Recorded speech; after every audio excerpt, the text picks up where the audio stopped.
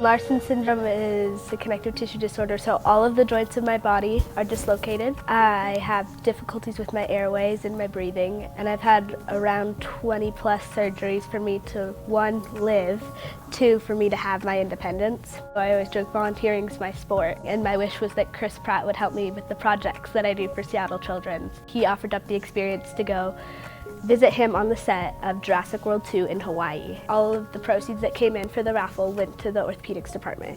We ended up raising over $828,000. I have such an amazing support system around me. I've got my parents and my little brother and my aunts and my uncles and my cousins and my grandparents, and then I also have my family at the hospital. I've got those nurses and doctors that every time I go, I have to go say hi to them. Without them, I wouldn't be here, because they're the ones that are inspiring me to give back and give what I can to the hospital.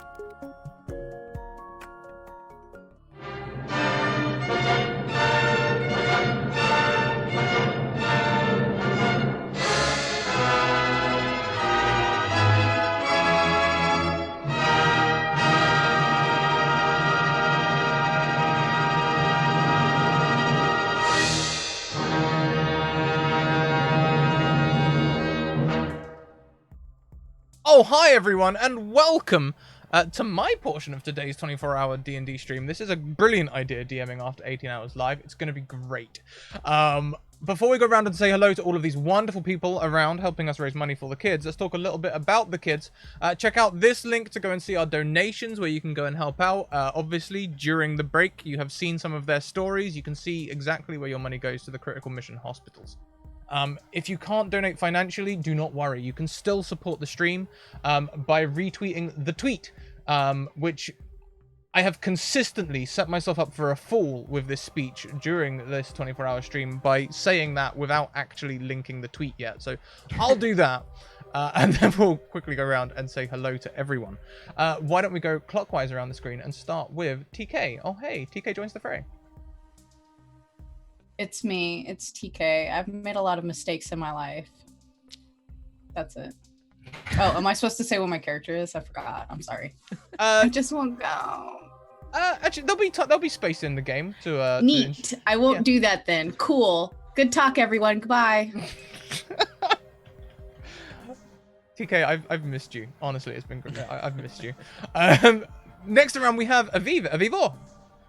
Hi, I'm Aviv, an illustrator and comic artist, and one half of the Up to 4 Players team. We do a webcomic about role-playing games called Crystal Heart. Fantastic. Next around the screen, we have the Critical Bard. Oh, hi! Oh, hello! Hello, Critical Bard here, also known as CB, Critical Bard across all social media channels. I'm just your run-of-the-mill bard, trying to inspire one song at a time. Other than that, I am a hot mess. That is me. Good night. Fantastic. Last but by no means least, Mark Sherlock Humes. Hello. Hello, I am indeed Mark Sherlock Humes, English purveyor of the word yas. Welcome. You may know me from my D&D show, High Rollers. I was also Caliano on Critical Role. Raise money for the kids. Get donating. That's what I'm going to say. Yes, and perhaps we should take a moment to talk about that. I'm on the Bean Boozled this morning, but that is by no means the worst thing sitting at the table in terms of forfeits. TK's forfeiting with me, and CB, you're forfeiting as well, right? I got jalapeno things at 6 o'clock in the morning. Jalapeno things. Aviv's also on the sours down there. And Yeah, I have a thing that has warning on it. I don't know if it's a joke or not, but yeah. TK, do you want to share the evil concoction that I do! Did you guys know that I cook? I made like a pudding. It has hot chili seasoning packets, red pepper flakes, cinnamon, chocolate sauce, teriyaki sauce. There's one more thing. Darn, I can't remember what it was. Instant coffee. And it is held together by low-fat mayonnaise. Wow. Did you just eat some? Wait for the Why? donation. Why have you done Why? this? Why? You know it's how bad it is.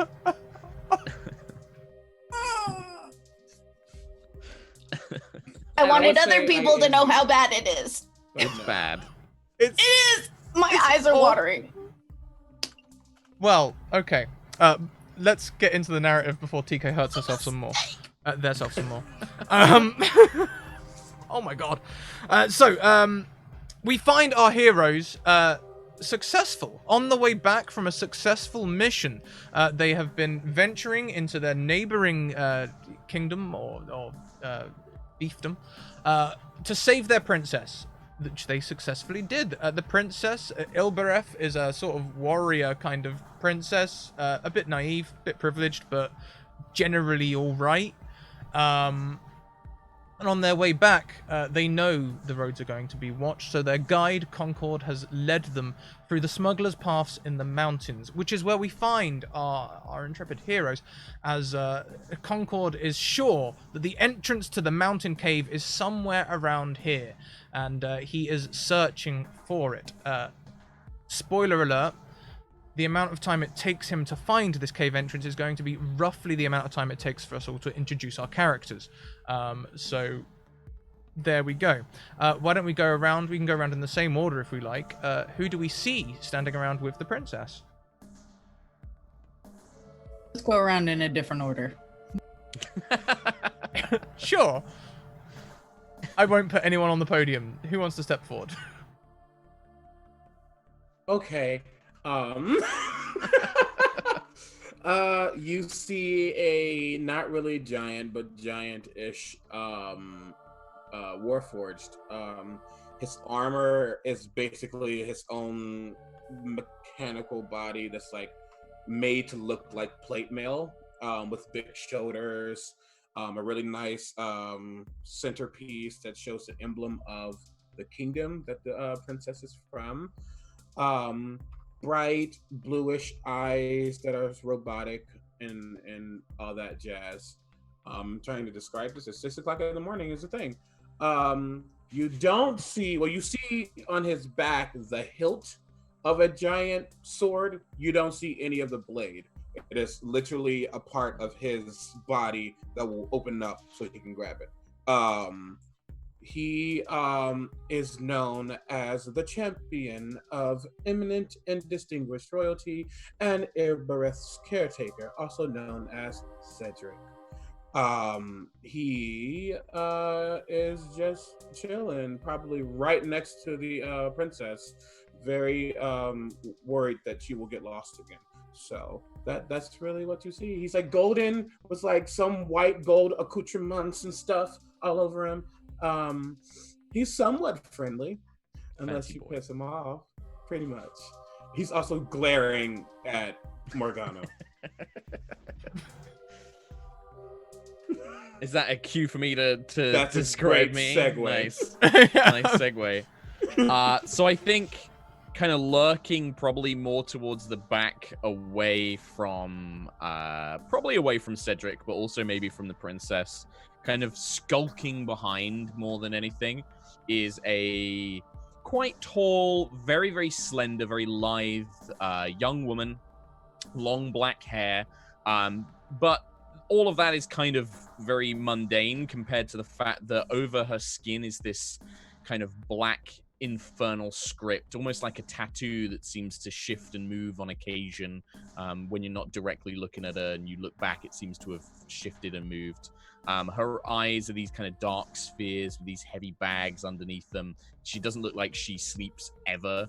And she kind of looks around nervously, but also as if kind of dreamily, as if she's not quite there, as she looks around. And yeah, but doesn't seem to pick up on the glare coming from the shiny Warforged his way. She just kind of scans around, looking at things that aren't there, effectively. In somewhat stark contrast to the very dark and slender and mysterious Morgana, bounding off the rocks and off the mountain wall comes Geraldine, a small and slightly chubby mountain dwarf with bright, fiery red hair that she tries to get it all into 2 braids with a little pink flower tied in there. She has the kind of leather armor that you would expect from someone who goes rangering around the mountains.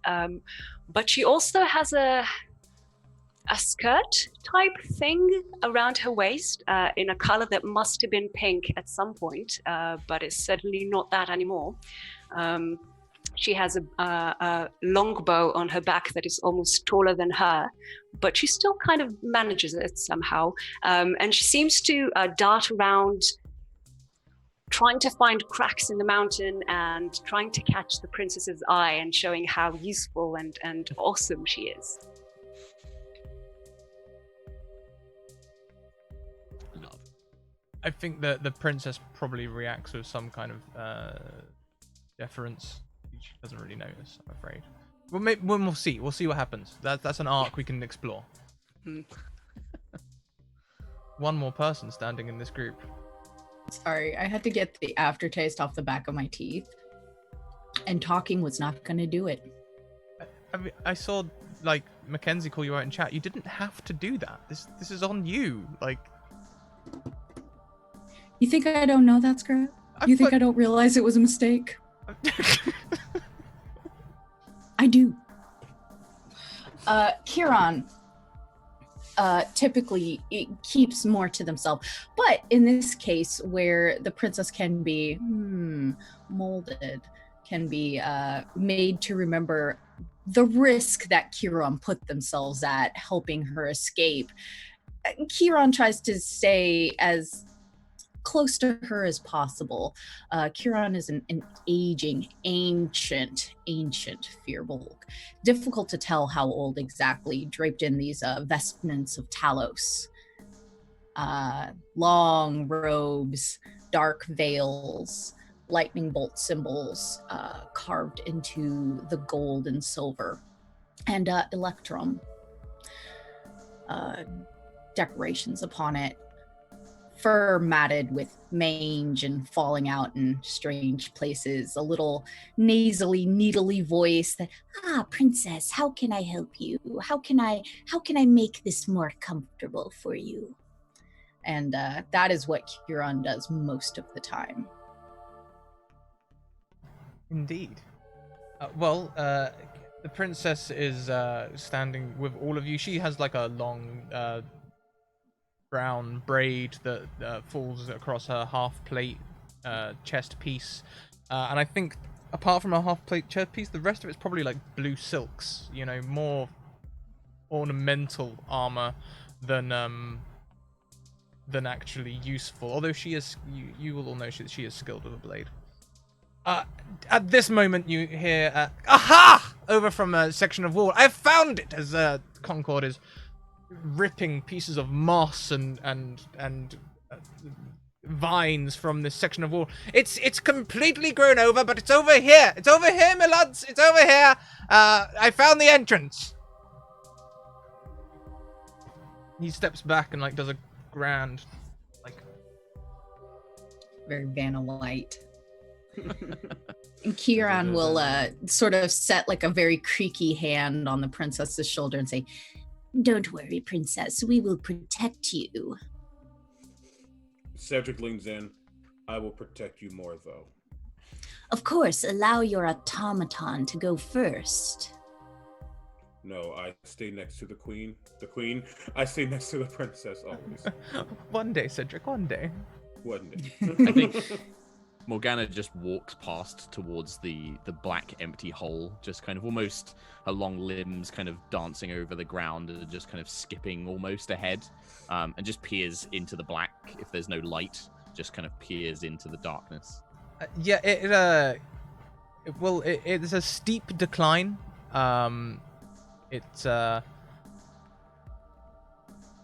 It seems that the darkness ends abruptly. It seems as though there is shadow down there. Not magical darkness, but it seems as though it goes down and then it looks like it stops. It looks like there's going to be some sort of blockage or door down there. Okay. It does not appear too deep down there. There's something blocking the way. And then I'll kind of just turn towards the rest of the party, waiting expectantly. Do we want to maybe like get a lag down there or something? I have a torch. I'm gonna Perhaps light for the a torch. others, I won't need one. Thank you Well, very yeah. much to Sphinx Ral, who's just donated $100 to the extra Whoa. life thing. I think that's got to be worth a forfeit for those who are forfeiting. And we're not going to call you out about that all stream, Mark. I already tried. Yeah, I feel bad. I got It's the stream okay. later, guys. I got Mark, bad stomach. I got a will sensitive suffer little for belly. the both of us. Thank you, TK. Thank you. Yeah. Oh, and I'm going to the gym after this, so.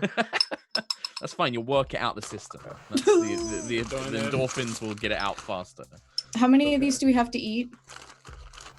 Well, I mean, I'm only going for one. Like, you know, yeah. Okay, it's not Here. so much the sourness, it's that I can't get my teeth through it. Oh yeah, those are the ones I know. Okay, yeah, good luck with that. I'm fairly sure that's buttered popcorn, but at this stage, I've eaten so many of these beans, I can't really tell if they're the good flavors or the bad flavors anymore. TK, you're totally carrying this reaction. It's great. I know. The thing is that like I put extra textures in it to make it gross. It's chunky, and so I don't want to swallow it, and then it just sits on my tongue. The torch reveals rough-hewn steps, which looks like they were once fine. They look worn rather than fresh-hewn and rough. They go down a steep staircase to a door, and on the door there is flowing script, which some of you may recognize. Do any of you speak Sylvan? Elvish, not Sylvan. Yeah, it's a bit older than I Elvish. could have. No, I have not did chosen not. my languages. Kieran I- doesn't speak Sylvan, but they're gonna pretend that they have. They're gonna be like, yes, from the ancient tomes. Well, not speaking Sylvan, if anyone would like to try and glean the meaning of this message on the door, I will take an intellect-based check, perhaps history or I can do investigation. history. Yeah. I my will. I gosh. will bound over. Doom, doom, doom, and like you see his eyes kind of like circle in, like to like understand. You said history. Did you say insight? Was that a thing you said? I'm sorry, I'm delirious. I said possibly history or investigation. Oh, you're killing me. I mean- got a 20 on my history check. Hey, dirty 20. Okay, so it's not clear. It's not like the message suddenly reveals itself to you, but a couple of the runes begin to look familiar. One of them kind of looks like, you know when the cleaners are around the castle and they're putting out those little yellow signs and they have warning in all the different languages. One of them kind of looks a lot like the warning sign in Elvish. And there's another one that kind of looks like maybe a danger sign. He looks at the group. I do not understand everything that's on this wall, but this looks bad. Be careful. Well, Mostly and Morgana. Be careful. it's a door inside a mountain, so there's probably bad stuff behind it, but we can handle it, right, Princess? Indubitably. Indubitably. The question is whether it was meant to keep something dangerous inside, or to prevent people to keep dangerous things away from what's inside. I wonder which it will be. Ooh, Kieran makes a face, just like.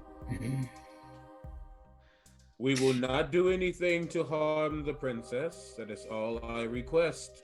Of course, the princess's safety is tantamount. I will leave you here to dust if you do so. Whoa. Noted. How do we open the door is the question. Their handle. There is no handle.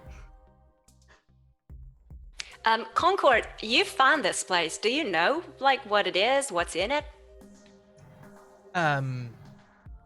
Honestly, It's not a smuggler's cave I've used myself, but it's one that my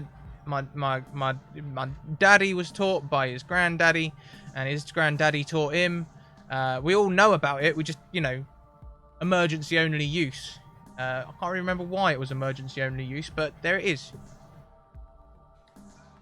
I can maybe try to lockpick it. Would that be sleight of hand? Sure, you can try sleight of hand. If I'm not proficient with lockpicking in any way. 13? So on a 13, as you run your hand along the inscriptions looking for a keyhole, you can find a panel that just slightly depresses, and the door will open. Well, look at that. So it can't be that bad if it opens that easily. We will find out. I shall push and open the door. The door swings in around 6 inches and stops. Through the gap, you can see there is a barrier of some kind on the other side of the door. Looks material, more like wood than, say, ceramic or metal. Is there anything? What is going on? Well, there's something on the other side. I think we just need to push it, honestly. You step back, and I will make sure the princess is in a safe area away, and I will literally just kind of rush to the door and just check it to try to open it, force it open. I have a negative wisdom, just so you know. Perfect. Sure, I'll take an athletics check. Great. That is a 17. 17. It doesn't happen in a split second. It takes maybe a hot second in the scale of seconds. Is creaking and crunching, and eventually you hear the sound of this heavy barrier breaking behind the door, and the door swings enough for you all to get through. I make sure it's all the way open. The pathway is clear. You may enter now. Love that. I'm gonna step quite far ahead because I have I can see in darkness up to 120 feet, so I'll probably move ahead of the group and just sort of run a hand along the side of the cave wall as I begin making my way down ahead of the light. Way downtown. Yeah. Again, these walls, they're overgrown, but in places you can see old tiles and things, which are sort of cracked and broken. It's a very short plateau, goes maybe 50 or 60 feet before plummeting downwards again with another steep staircase. We are heading quite far down. Well, we are on the mountain, and we want to get down from the mountain, so I think that's the right way to go. It doesn't seem like there are any other possibilities, so we must go downward. Unless there is a problem. Everything seems right and proper to me. Then we shall proceed. You're just kind of a little cheery. but walking. Kieran hates it. Can I throw a quick perception around the room to see if I spot anything either dangerous or super interesting? Sure thing. Yeah, give me a perception check. Yeah, 10. Yeah, on a 10. Okay, so let's say you can see the tiles and the stairs as well. They're definitely old and worn rather than genuinely rough hewed. They look like they might have once been fine. The only thing that might catch your notice on a 10 is that barrier looked deliberate. It wasn't like something had fallen. I want to move up to Kiran, seeing that Kiran is uncomfortable, and just be like, Yeah, because this place sucks. "What is the matter, Kiran? Are you not comfortable in the darkness?" No, this is no place for a servant of nature. of the true faiths. It is not part of the earth, is it not? I thought that perhaps you would feel more comfortable so deep beneath the earth itself. Kieran's gonna look at her and Kieran has made it very clear that Kieran does not trust her. And it's just says, Storms do not belong in bottles. Yes, of course. Storms would struggle to reach down here. Ah, well, I hope that everything is well. And then I'm just going to kind of slowly slink away towards the stairs. Kieran dislikes this as being a high member and abbot of their church, they have never met somebody that they can't just instantly intimidate. This entire party is not acceptable for a lawful evil person. Funnily enough, the probably you intimidate most is actually probably the princess, despite you trying to impress and check on her. Oh no. She seems uneasy. If Cedric notices that, well, maybe he has a passive of 8. If he notices that she's uneasy and kind of weary, he will immediately get right back next to her. But someone like best friends, not really, aka he's like someone that the princess knew that she could confide in, knowing he wouldn't say anything because he's loyal to her mostly than the kingdom. But he'll get right back next to her, and there's a low hum coming from him. It's meant to just calm and just chill. And he says nothing. He just gets right next to her, like a puppy. In the darkness, he takes no shame in holding onto Cedric's elbow, as maybe she has done in the past. It's formal enough to be passable in public, but comforting enough to give her a little comfort in the darkness. All right, well, Go on.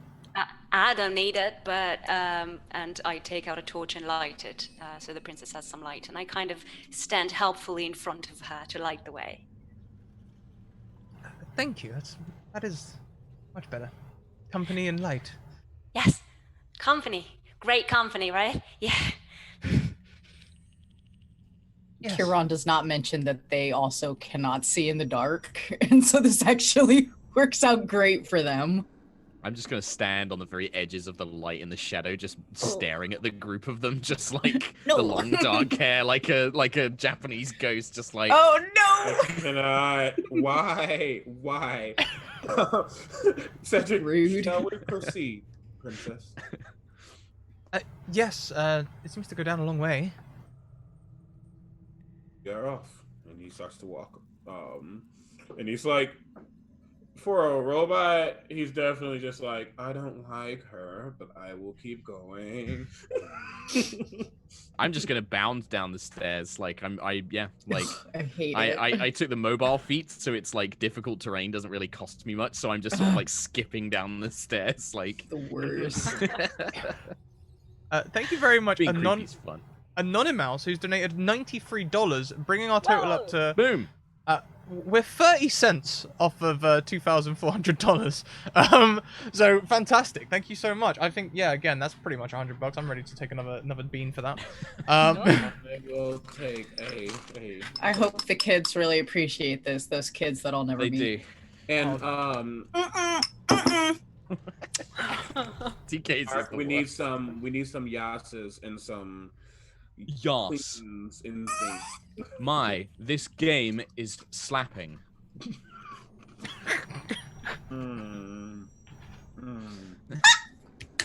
As you go down the stairs, strange gases fill your nostrils. Oh, it's in my teeth. 1 sec. I'm sorry. Filling your senses with strange scents and flavors. For some, maybe the princess, it looks like she might have just eaten some spoiled milk. Geraldine, your senses are souring. Weirdly, Cedric, you're getting spice. Kieran, you're getting everything. All of the different flavors and textures are hitting you. That is such a weird cave. I prefer to be back in the kingdom, please. The stairs last a long time. For expediency's sake, we will skip over a bit of travel, as it takes around half an hour to an hour to descend these stairs. When you Oh my finally, God. they seem to end all at once as a small cove-like doorway at the bottom of the staircase reveals a much larger cavern. You're on a plateau that goes around this cavern, and inside your torchlight or your dark vision can pick up glints of metallic items around the cavern. There are, in fact, some fungi down here that give off a slight luminescence, and when your eyes adjust, or if they're already adjusted, you can see machinery, old and rusted, but shiny in some places, and ornate roofs, and it looks like there might be an old city down here. The technology is weird. It kind of looks like the sort of stuff you'd expect to see in modern day Seaton, but it's definitely very old. Yeah, Kieran takes like the little spectacles on a chain and like holds it up to their little eyes. And they squint around. This place looks rather old. And that's all they'll say. Having grown up in the mountains, have I ever heard of anything like this? Give me a history check. Oh no. 7. I've not heard of anything ever. You know of smugglers' caves, and you know rumors of old civilizations, but that's all they are. Well, it looks like someone's been really successful, like smuggling a lot of stuff. So I guess that's all just smuggled goods, smuggled cities, probably. How far away is this mountain from where they're from? It's sort of a ways to the east. You need to come down the mountains, and then you've got several, probably about 100 miles of forest land before you get home. This is really just getting out of that neighboring kingdom, and then you're in the clear. I picture that Cedric probably would have like been with Ilbereth, when she's like doing her studies and doing other things. Is there anything he would have picked up that would have been similar to what this might be? Being with her, just his knowledge passively. Sure. We can take another history check. Sure.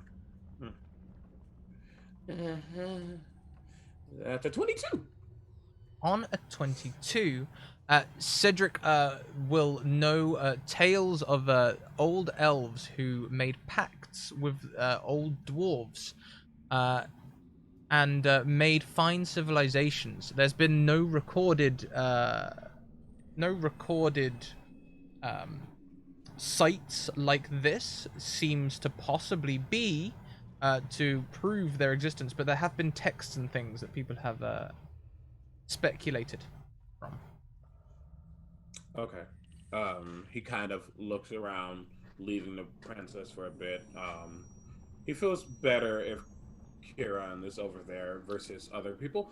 But he kind of looks around and Clary, it seems as if this is something of dwarvish lineage and elvish, perhaps. I don't think anyone knows this is actually a place. Perhaps we're discovering something for the first time. Cool.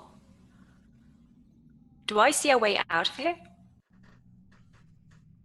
Like, can we cross the city and find the way out of the cave or something? So there is the plateau has steps that go down into the city, and it does look on the far end as though there are many tunnels and things, and one of them may well be an exit. Concord seems confident that you'll find a way through.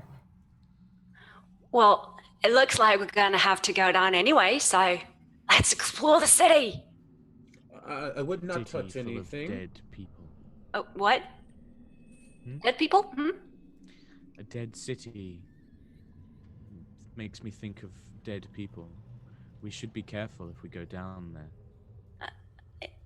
Yeah, okay. You kind of look like you think about dead people all the time, though, so... Oh, no, no. Oh, okay. No, I would rather not see any dead people. Huron sort of takes their what they have been using as a walking stick, which is in fact just a sort of scepter for religious ceremonies, etc., and sort of clink clink against the floor a couple times, is going to cast light upon it, just so that they feel sort of useful. But it's going to be a sort of gray blue light that goes out instead of a warm red one. That's absolutely perfect.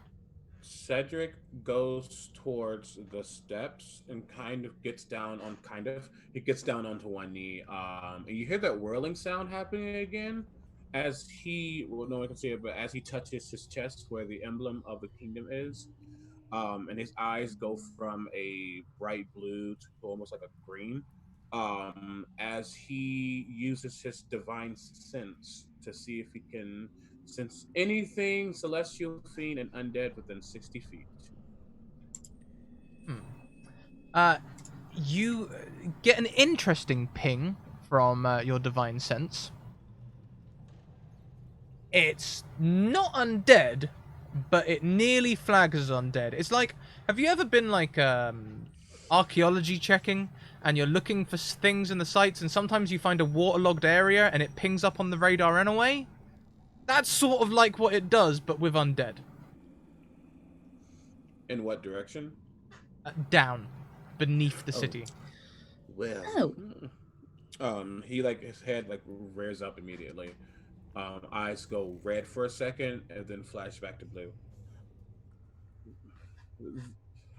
Be careful, as the sign once said outside. There are things down here that might be no longer living in some ways. That is all I can detect. Seeing as we now have a properly creepy light, Geraldine is going to extinguish the torch and take out her longbow and kind of keep it at the ready. The Mines of Moria. Il- Gandalf, full-ball Gandalf with his light stick out front. Ilbreth seems to approve. Evil Gandalf. Ilbreth seems to approve of Kieran's choice of light. They're in the royal colours, and she nods. As you descend the stairs from this stone plateau, the light will illuminate a soft loam that covers the once stone floor of this city. There's no doubt about it, it's a city. The buildings look as though they are built more from tile than brick. They look more like terracotta structures. And their roofs shine blue. The tiles on the roofs,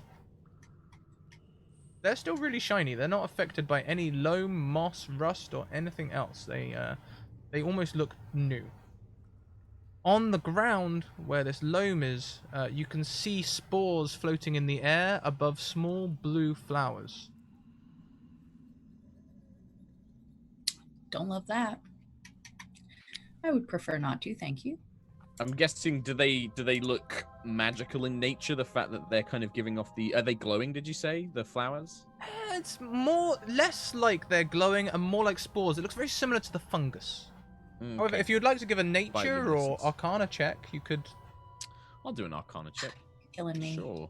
I'll roll a dice. Oh. Natural train. I'm sorry, did you say survival? So, whilst these plants aren't inherently magical in themselves, you can immediately tell by looking at them that they're probably some kind of spell or potion reagents that could definitely be used for some kind of magical practice. Oh, I'll go and I'll pick a flower for sure. Just go down creepily, kind of pull out a little ritual-looking knife and kind of cut it away to take the flower. When you touch the flower, it's very dry. It almost seems to crumple in your hand. Enough so I'm tempted to ask you to roll a sleight of hand. Sure. In fact, I will. I'm actually surprisingly good at that. Growing up an urchin. Surprisingly, is it because you're spooky? Well, no, it's just I've completely forgot what skills I took my abilities in. So I was like, I'm actually trained in this. So yeah, on a 22, you are very careful. You immediately can feel how dry this plant is, and you can pick it without damaging it. But you know that if you used any more force, this thing would immediately turn to powder. I'll just turn to the rest of the group and just say, there is strange magic afoot here. This flower is near death. It's dry, and spells or something linger in this place. Something strange happened here. And then I'm going to put gently kind of attach the flower and probably put it up into the black air, where it won't get shaken around or damaged too much. So it is okay if we pick him, though? Does not seem to have harmed me. All right, I'm going to pick a flower too. Huron will move closer to the princess and say, You shouldn't touch things that are in a place where the dead lay or walk. Evil is probably afoot here. Cedric goes to the other side of the princess. Whatever that one said, listen. Oh, yes. Listen to me, princess. You both agree. Oh, okay, yes. I don't touch the things that the dead possess. Okay, that seems like good advice. We only want your safety. Utmost concern. There them. I approach the princess straightforward and just hand her a flower. It's been clearly touched by the dead and all that. For you, princess. Yes. I tell you what. Why don't you put this in this lovely box I have prepared? For later, you mean? So you can put it in your dress in the matching color. Okay, I put it in the box. Yes, I'd hate for it to get damaged on my battleware. And she looks across to Kieran and completely over nods Geraldine's head, physically and metaphorically. Yeah, Kieran nods conspiratorially and continues to hobble with their staff further. So a lot of these buildings look like regular I say regular, they look pretty fantastic. They're but they look like households. They look, as these buildings go, they look regular. Some of them, however, have things that depict them as different kinds of buildings. For example, there is one that has a large tome above the door, open. There's another one there's another one on the far end that has large doors, and just from looking at it, it screams temple at you. Although there's no specific religious symbol on it. Another door is barred heavily. It attaches to a very small building. Maybe not even large enough. Well, maybe just about large enough to be sort of porta cabin, size, sort of porta potty sort of size. But it's made of stone with another roof exactly the same way, and it's barred, but the bars look easy to get into. Though you said this place has no specific religious symbol, there are a lot of religions, even in the Forgotten Realms, that use specific architecture or design. Can Kieran make a guess? Sure. Why don't you give me a religion roll? I would love to do something I'm good at. I would love to fail at it too. Oh, finally. Oh, thank goodness. Bless. A dirty 20. I got a dirty 20. Yeah.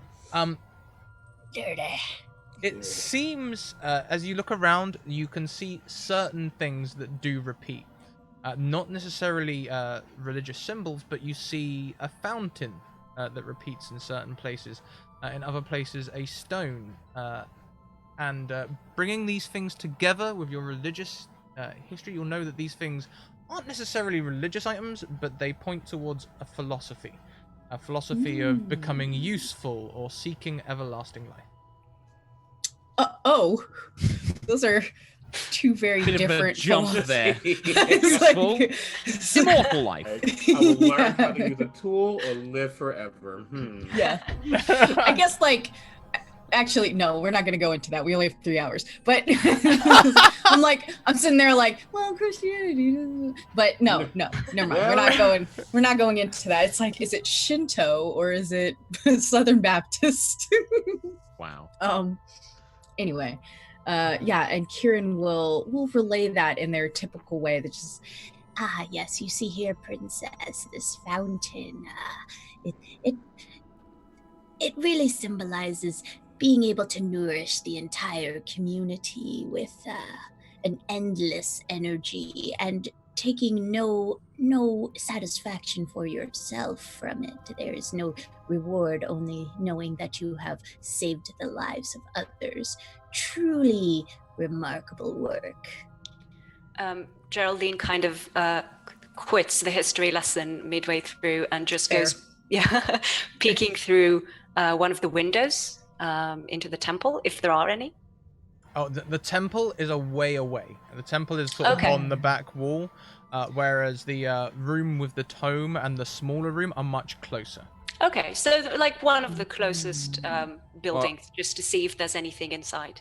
Yeah, and I think if it looks like Geraldine's going towards the one with the tome, Morgana will probably follow, although probably move quite quietly, stalking behind. Yeah.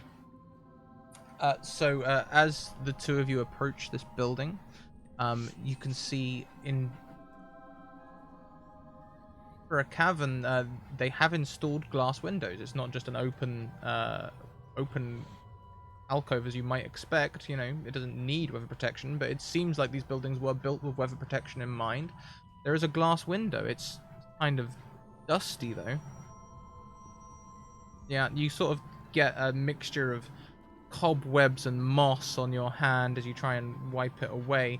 But as you can see through, there is indeed lines of shelves, and inside, and these shelves seem to be lined with gold. Whoa. So I was expecting like boring books inside because of the sign, but there's a whole lot of gold in there. Just saying. Do we go in? Shall we go in? I mean, princess, if you come back to the kingdom and have a bunch of gold, that's good, right? Kieran's yeah. Eventually. Sorry, what was that about horrible things? Said that the treasury will always run out eventually if it is not replenished. I believe that the king would indeed like to see some gold returned to it. Yeah, Kieran stooped back, sort of straightens a little bit, and is like, I don't see why you cannot benefit the entire kingdom that you are returning to by replenishing its riches. Well, I But mean, as long as the princess's well-being comes first, I guess we can stock up, if you will. Of course it comes first, always. I think as long as I'm not taking point, I mean, that's certainly taking due care and attention. Why don't we send Concord in first? Yes, the expendable one. Very callous of you. Good night. I care about those that matter. I will move up to the door with Concord. I will go in with poor NPC red shirt. Damn lawful nonsense. Concord. Get Damn. outta here. I mean, Get outta Kieran here. agrees. Kieran 100% agrees, but is Cedric also is one track mind right now. yeah. TK's like, like I live in Kentucky, and that was rough. So Concord's shaky hand approaches the door handle, and he turns it. There is a slight click, and the door swings open, although the hinges definitely need oiling as it sort of creaks open. Just like that. As it opens, can I'm a I Foley artist too. because it's quite shadowed inside, right? Yeah, it's quite Yeah. gentle. I want to kind of like slip in, but try and stealth in and kind of hide into the shadows as we make our way through. I Sure. legit thought you were gonna say, "Can I oil the hinges?" Yeah, just get my little WD-40 can out, oil the hinges while we go. Adventure's doing good in the world. Gotta do Sorry. something. Please continue. I'm going to walk in after them with the bow at the ready. So you've got like loud peasant opening the squeaky door, Yep. stompy dwarf kind of bam, bam, bam, and then I'm just like slipping off like a creepy ghost. Thank you very much to Grant, who has donated $25 for a forfeit from one of us. Grant, let us know if you'd like us to roll it, or if you'd like to pick someone in particular. I don't know if maybe you've seen something on Twitter about someone having a disgusting concoction. I'm not sure. Okay, now I got you. I'm Sorry, gonna what? remember this. Roll it. Roll it. Roll it, okay. We'll go 1d4 in the order that we introduce ourselves. So I'll be 1 and Critical Bard will be 4.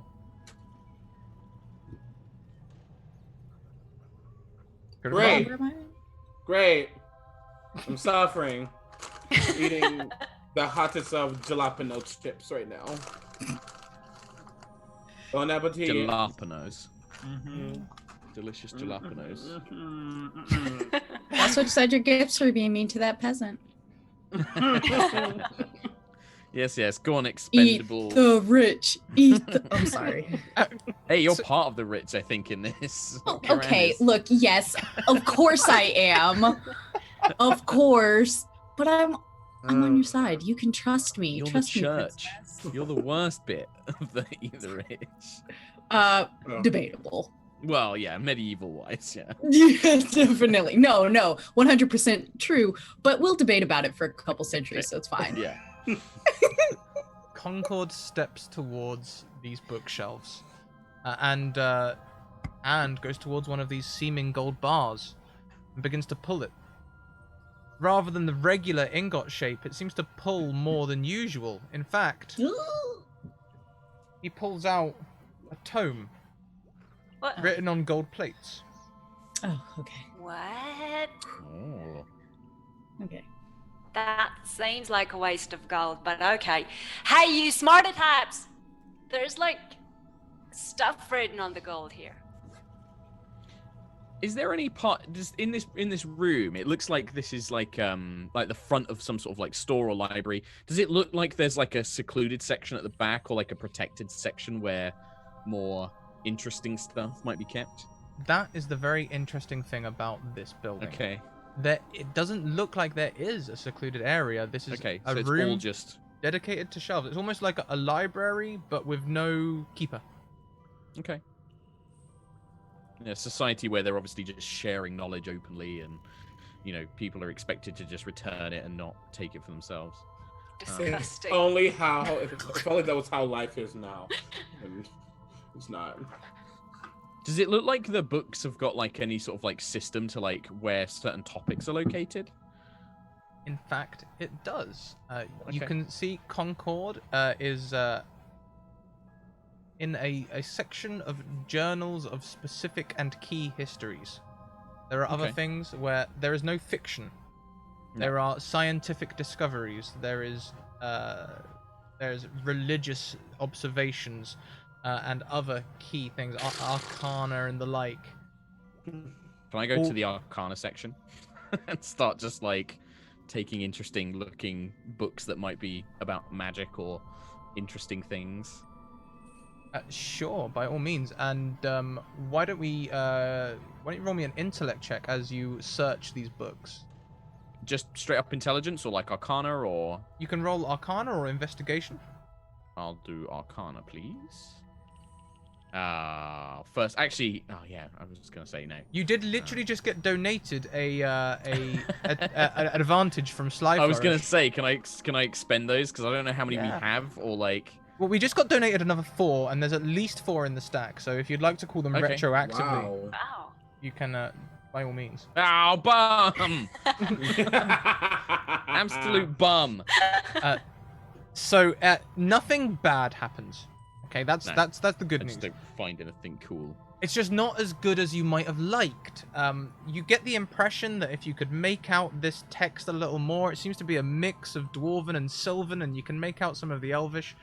And you feel like if you understood it a little bit more, you might have been able to increase your intelligence score. But unfortunately, instead, you only increase your wisdom score by 1. Oh, Oh, okay. that's a good thing. I become more wise. Yeah, and I'll keep the book. I'll just like literally stuff it into like a satchel, like a kind of crude leather satchel she has by her side, and then slink my way back to the rest of the party. Kieran was next to the princess, sort of whispering a little bit. No doubt some tomes of witchcraft in there. You should keep an eye on that one. Witchery afoot. You know the type. You say this to the princess? Yeah, while you were in there looking at those tomes. Okay, nice. I don't think anyone's really trusted Morgana for some time, have they, Kiran? I mean, they're always alone at court.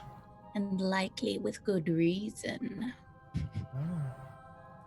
I think like everybody would know the story of like this bizarre witch that came to basically live in the court and is kind of kept under watch, but isn't a prisoner, but is a prisoner. Yeah, I think Kieran would know the least since they were from the kingdom that kidnapped the princess, borrowed her, whatever. Involuntary, involuntary citizenship. When Morgana comes out, I'm assuming Geraldine's with her. I'm not sure. Cedric, did you find anything interesting in there, or was it a waste of time? Waste of time. Damn. The books are made of gold, it seems, and they contain interesting writings, though mainly in Sylvan, Dwarven, some Elvish. But I can read value. Dwarven if there's anything of use. I kind of step to the side and gesture to the dark, ominous library. Be our guest, Cedric. You can go wherever you wish. You do not need to remain by the princess's side at all times. Kieran will shoot like a side eye at the princess, like, you see this? Mm-hmm. See this? Cedric actually kind of doesn't register the ominous tone. If you think it is wise to go in there, I will follow. And I will be right back, princess. And he walks, and he's kind of clanking. Geraldine Yeah. immediately replaces him next to the princess after hearing Morgana. I look at Geraldine actually, and I kind of like nod slightly and smile, and then I'll just move away. From the door. Oh. Hey. If it's too, What are you doing after this? Oh my God, we have our first ship. Oh God. Well, if it's too dark in there, I will have a torch. But if not, I will use like the light from outside. You can see Concord is holding the remains of a flower that he has crushed and picked from the ground, and he's using that to light the book. He's like, hey, this one sort of seems like it's written in that Dwarvish text. Give it to me and find something else to do. And I will flip it over and with my big clunky fingers. Oh, wait, wrong page. And I'll come back and look and try to see if I can read from it. These are the accounts of the historians of this city. The city name is not mentioned. They only seem to refer to it as the city, kind of like San Francisco. Right. And they talk about their advances in technology and science and religious and arcana throughout this what seems like a golden age of their civilization. But the one section that is not here in this library but is mentioned in this book is their seeking of philosophy, of seeking a way to not only keep people alive longer through means of medicine, but also to extend life to its maximum potential, to maintain youthfulness, to try and avoid death. Okay. He just kind of flips him. This book only speaks highly of it. Of this philosophy? Yes, however, it does also say book like 1 of X. Does he see any others that will be like it? Right there next to it on the shelf, like where the space is, you can see book 2 of X. Great. He will grab that too. And hold the other one back to Concord. You take this. Perhaps show the princess, and I will open and look at the other one. And as Concord takes it back to the princess, who can also read Dwarvish, and if anyone else can, she will begin to tell you of all of the wonders that this book holds, of how I can see how this would be beneficial. You know the problems we've been having down the docks with those with the rigging and things. These would really help. They've developed like whole pulley systems, and it's really quite intelligent. We could use this. Geraldine will pop back into the library and pick a few more gold bars just because they're gold bars and put them in a bag. It's the best she can do in this situation, I think. In this book, Cedric, they start off first talking about the blue gold. Blue gold, a metal that is unlike regular gold, which is malleable and reactive. This is nearly the polar opposite. It's more like it's fantasy titanium. It's got a nice shine to it. It doesn't seem to go rusty. It's hard, but you can work it. They talk of it like a miracle metal, and they've made all of their roofs out of it, and it's a fantastic thing. Oh yeah, they're super shiny. However, towards the end of the book, they begin to talk about deaths in the city, a plague that seems to have plagued the people. Well, because I would assume that he can tell because of the blue gold, or just something happened. Is there any correlation? The author does not tie the two together. Okay. So I guess know that there's blue vibranium and the 12 plagues. Got it. Cool. Awesome. I will close that book. I will stuff it into a bag, and I will exit if I don't see anything else that catches his eye. And well, he will. The next book is entitled Free of X. Yes. Oh my gosh. It's like, are these handwritten, or did they go to a printing press? It's like, and then a plague destroyed the city. It looks like it's book 3. You can see how they like moving on the text. It looks like these are individually punched letters. I hate this. There's a plague going on, and they're just like, how many in the series does it seem like it is? It looks like a whole shelf, but if you pick one further along, you can see its pages are blank. Yeah. Nat Geo. And as you read through this book, it's got a title, this one. The Death Plague. Cool. Yeah, he's definitely reading. And actually, you see, like, I think the door is, like, open, and it's, like, this dark area, and they'll just see a book fly out as the second one is thrown, tossed onto the ground. Read that one!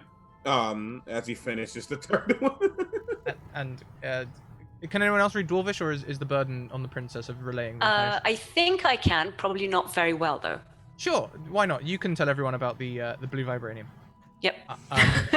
Nice. As it shall forever be known. In this book, Cedric, they talk about the rising amount of deaths as they keep thinking they found a cure for the plague, and then another strain takes hold, and in the end, their only defense is to seal off the lower level of the city and turn it into a quarantine area. And as people began to show the symptoms of the plague, which tended to be coughing at first, and then a bulbous growths on the skin, they would enter a building described as a small doorway concealing a staircase, which would lock from the inside, trapping people below. Neat. Okay. In this time, the sciences and arcanas retreat, and the religious sect step forward, saying that they will be able to cure the plague.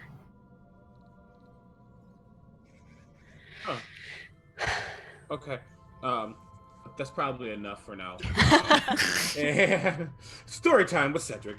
He will walk back out with that book for sure. But as he comes out, he kind of stops and looks down, like the pathway, and then looks back. Warning, warning. There might be possibly dead things down there that are still alive, or maybe not alive, depending on how you see death. Anyway, please proceed with caution. And he hands, actually he doesn't even hand him the book, he just kind of stuffs it in his pocket. There is a plague, or was a plague, or perhaps still is a plague. We will find out. No. Well, I vote we don't go down. It is the only way, unless you can fly and go upward, but this is a mountain, so that might not be helpful.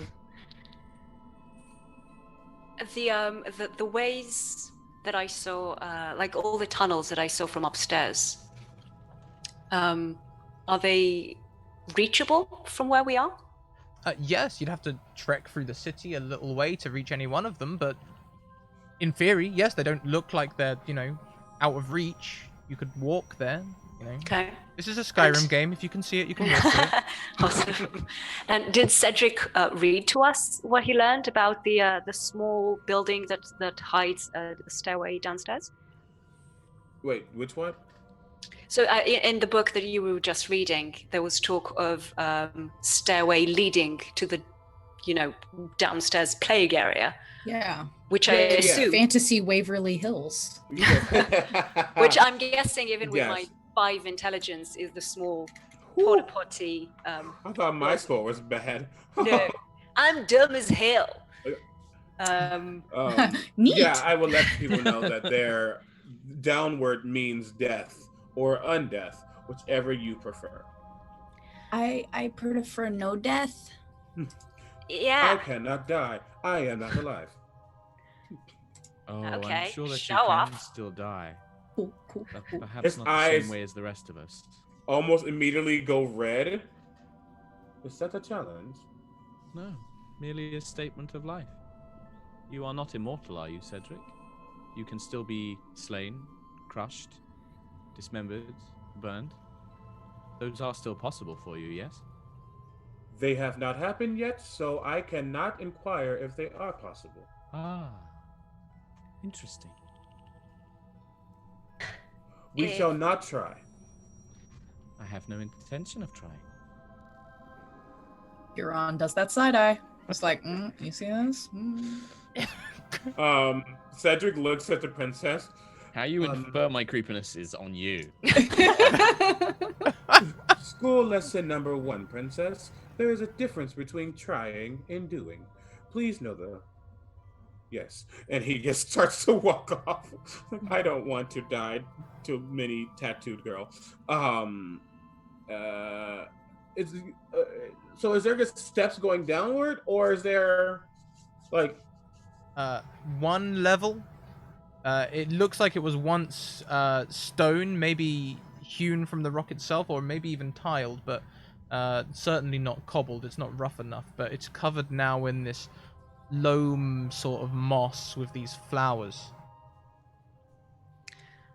Can I try to put my ear to the small barred building and see if I can hear something coming from inside? Sure thing. Give me a perception check. Oh no. 14? I'm going to use an advantage. Sure. Hey. That was terrible. Oh, Get that out of your Yeah. system. Sure. Yeah. cool. Tight. 14 Green. then. That's amazing. Amazing. Oh my god. That's It's just so the good. best. As you so listen, mad at y'all. Y'all need to stop.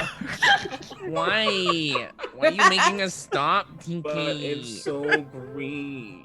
I hate I'm going to make a y'all. character who talks like that now, and one day we're going to play together. You're going to suffer.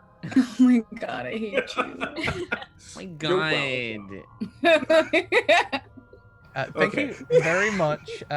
I'm gonna butcher this name. Miahel? Miahel. Yeah. Yeah. Who Maya Hell? they donate another advantage.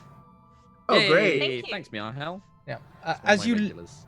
listen to this doorway, you don't hear the sounds of undead. You do not hear zombies.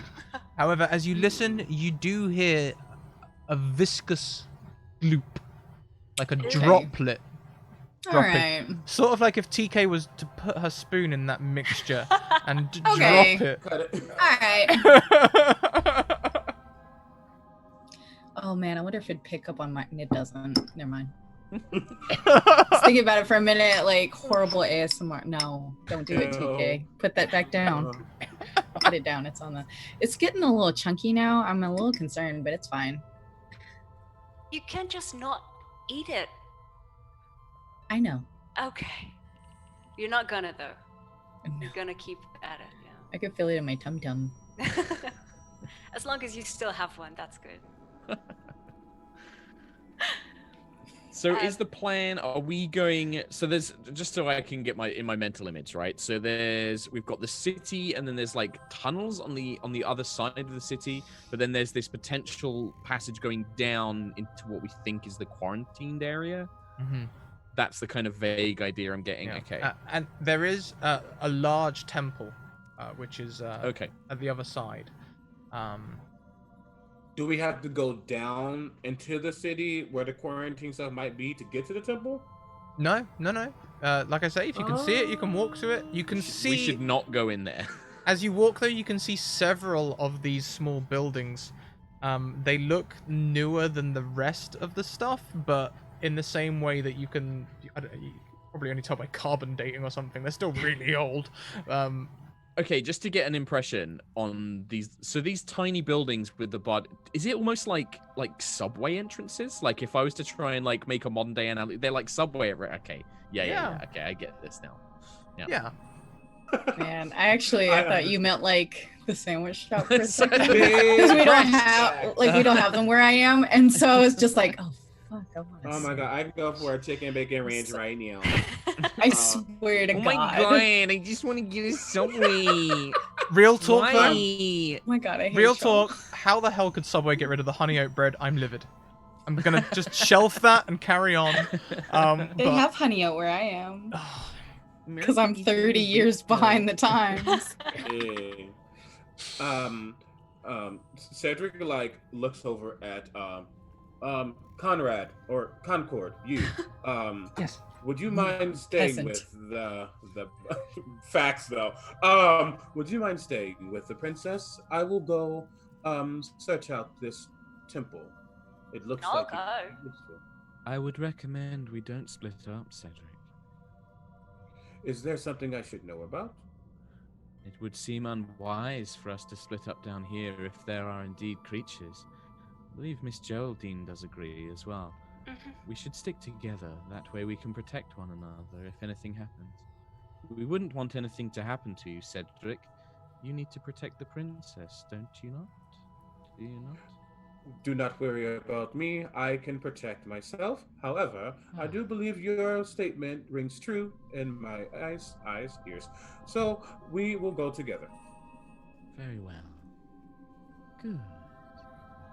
But you can stay behind. I will keep my distance. I know that you will find my presence uncomfortable. A sad fact. I think it's not so much your presence as it is just like how you talk and the things you say and how you look at us and like in general you. But Okay, it is let's also go. your presence. Yeah, I guess. I don't think Well, I don't think you've ever given me a gift to judge, really.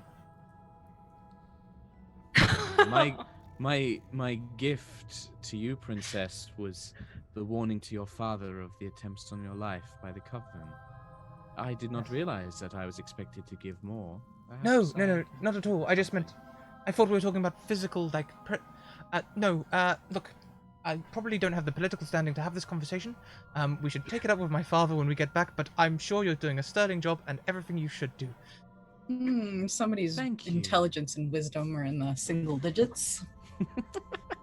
Wow. Best Sorry. friends. That is a clap back. So shall we proceed? What is going on? It's 6 o'clock. It's 7 o'clock now. Shall we proceed to the temple? I believe, Kieran, this might suit you. Yes. Oh, Kieran hates this. And Kieran like looks up with like a small start where they were like, oh, we're splitting the party. I'll stay with the princess. And is now like, Of course, if anybody is qualified to attend to undead, it should be someone of my stature. and Kieran like hobbles forward, a little click, click, click, click with their staff and stops at the top of the stairway and like looks down, then looks over their shoulder at everyone else. Oh wait, so are we going down? Are we going to the temple? what are we doing? The temple is through the city, I Oh, think. yeah. through the City. city. Yeah. Then they'll go through the city. Pretend I didn't say that thing. Sure thing. Yeah, no, going downstairs is not a good idea. The book depicts I that they agree. lock behind you. That's Oh no. yeah. Yeah, Kieran will start hobbling through the city. As you all hobble through the city, who has a high passive perception? Ooh. 13. I have a passive perception of 13, but I have a passive insight of 16. Passive perception of 15. Ooh. I'm trained in perceptions. Morgana, as you all walk through the Rude. city, you can We see a small cluster of flowers, like tightly packed, unlike you've seen anywhere else in the city, over a small mound. Down not so much an alleyway. These buildings are kind of built kind of equidistant. There's no streets or anything like that, but off away from your direct route to the temple. Not far though, not far enough that you'd have to make a detour. I don't say anything. It's just a bunch of flowers. Okay. Rude. Gotta cause some chaos. Yeah, no, I think like she would just see it like it's unusual, but I don't think she would think of that's anything to make anybody aware of. And none of us see it. No, I think it's going to be at least a 14. Okay. If any of you one-track mind. I was going to say, if any of you want to be like specifically looking for things, you could maybe roll a perception, but it sounds like most of you are just trucking on trying to get through the city, right? Yeah, Kieran's main objective is to not fall over while walking, because their knees hurt. They walk down all those stairs. Yeah, it's a long way. I'm tired. I'm old. I'm old. Okay, boomer. Okay, boomer. Yeah, no, Cedric wouldn't look either. I mean, he was on that path, so he's not going, ooh, squirrel. It's not him anyway, so.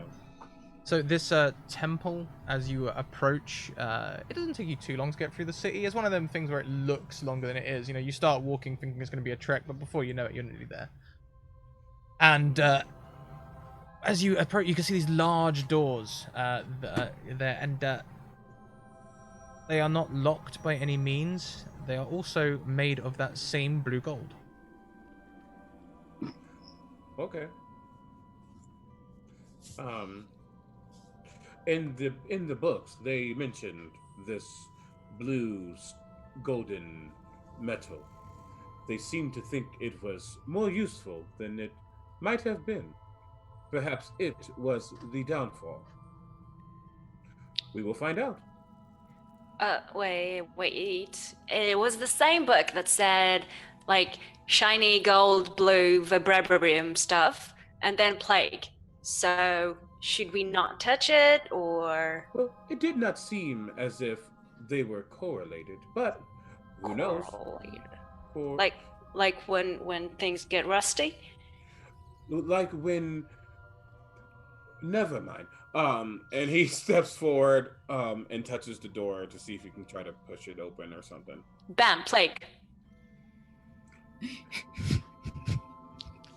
Yes. Roll to jump scare. Exactly. This would be the point of the jump scare, as Cedric opens the door, some sort of Yeah. undead thing is like... Yeah, Kieran will lean into the princess as Cedric moves towards the door and says, You see, this is the inevitable end to scientific progress. Had they stayed close to the church, perhaps this could have been prevented. Perhaps they would be a shining empire now. Too bad. Thanks, Palpatine. The princess will remember this. Yeah. Do it. The princess is going to take a level in cleric Do now. it. Unlimited power. I know what domains Tom has, TK, okay? I know where you're going with this. So, as you all enter this building, for a start, it feels different in here. You no, thank you. might have got used to the musty air of the city, whereas the air in here feels circulated.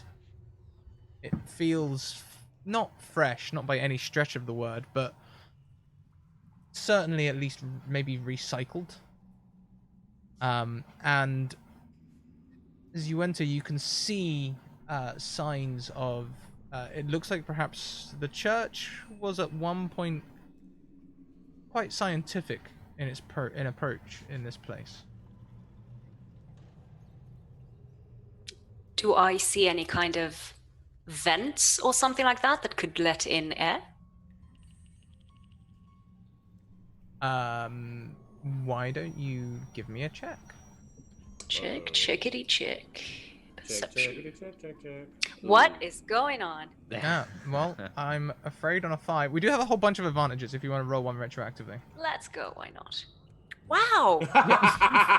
Advantage? You are no longer- Man, roll 20 sometimes, longer dude. doing. Like, roll 20. I swear something's going on. Like, it knows. I agree. It knows. Reese's and Pieces. It basically said, you're all going to die, so I'm not going to help you right now. I think it's the mix of science and religion that just, Yeah. does something. Yeah. I'm sure. Yeah. Maybe it was you opening the door, Geraldine. Maybe it stirred the air up. Yeah, that makes sense. Sure. Did this place ping on my divine sense, or was it out of reach? It was out of reach. You can ping again if you'd like to. That's exactly. You can see immediately, almost like doom. Remember the scene from Harry Potter when McGonagall like summoned the statues and they like came down real hard. Like he just kind of goes straight down. And Did you say Madonna? Madonna. Yeah, Madonna. Oh, Harry Madonna. Potter. Okay. Madonna, Professor Yeah, Madonna. Professor Madonna. That would have been amazing. I teach Vogue. It is the first class of wandless magic. Just yes, and we go. But yes, I am. Oh Lord, Professor Madonna. I'm sorry, that's great. Yeah, I am going to see if I can find anything that is. What is the stuff I get again? I get to find out. Celestial. This music is getting creepy. Celestial, fiend, or undead within 60 feet. There's an undead question mark in the next room. I don't like this music. I don't like this music. Okay. Like the minute you said that, it like doom doom. In the next room. In the next room, but you don't see a door. I don't see an entrance. I don't see nothing. You know there's something beyond that wall. Okay. I will get back up, and my eyes are currently red right now. There is something behind that wall. Please proceed with caution. Perhaps there was a secret entrance that led out of here. I will. I'm assuming he's kind of in front of the group. The group would see like panels on his back just open, and like this thing slowly goes up as his knife, as his sword comes out, and he holds it next to him. And that thing closes. I love my Transformer son. I will go forward if you wish. What's on the wall that he senses behind it? Stuff? There is something. We spoke of death or undeath or something. Perhaps Not all of us. Some of us speak of death all the time. Behind the wall. But what do we see on that wall, though? Well, as you look around that wall, without needing to make a perception check, fortunately, because we clearly can't, there are pictograms. One is of a bar and a person, with an addition sign between them. Mm-hmm. The next is of a person and in a pose with like light shining from them, like they've achieved something. Then there's a picture of a dead person. Then there are pictures of a flower. And then there is another picture of a person who has achieved something.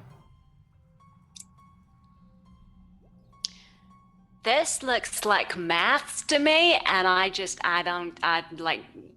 you figure it out. What was the very first one picture? A bar, like an ingot, and a person added together. Big plus sign. Would this look like the bars that the books were written on, or something a bit different? Like maybe gold blue in color or something? Well, these murals look like they're carved in bronze. They're not colored, or the color has faded with time. But if they do have markings on them, perhaps someone could make an investigation check. Oh, like if it says Vibranium TM underneath or something. Who's doing it? Everybody? I have a +0, so I am not. I have a +1. I will do it. Not the best. And if I struggle, we have advantages. Thank you. Well, you're gonna need one. 7. Okay, great, awesome, wow. Yay! Hey! Thanks, advantages. You all can give us more by donating to Extra Life. Yeah. So, on these bars, there is a thin, wavy line, which you recognize as the first character of the name in Dwarven of the blue vibranium. Okay. So the pictograms is person plus bar. The next one, them discovering something, I think. Achievement, yeah, you know, Yep, enlightened one, maybe. Death. Death. Flower. Flower. Enlightenment. Yes. So perhaps they thought the bar would be something they would need, but that bar led to death. But then from death came the flower, and perhaps that flower was something new that also made them better. The flowers are dead people? Most likely. Oh, sorry, princess. You can throw it away. Oh. I still have one in my hair, but I don't remove it. Of course you don't. A note, though. That would make sense that I spotted a mound of those flowers growing in an alleyway. What? Just there was a group, a pile of those flowers growing upon a mound. I think perhaps you are right that the gold perhaps carries perhaps a poison upon it. And when it was ingested or perhaps combined with people, it gave them great power, perhaps magical or knowledge. And then they died from it. But then from the deaths came the flowers, and using them, perhaps the remaining people achieved another discovery. Perhaps undeath. Curious. We should not linger here. And the wall, it's just a flat wall? It is. The wall is it- entirely made of these panels. Cool. Can I touch the first panel and see what happens? Does anything happen? These are the wages of witchery. As you touch that door, you can feel that these panels are not connected. Like, you can feel it shift and slide, but it's not like it turns like a secret Open, entrance. Yeah.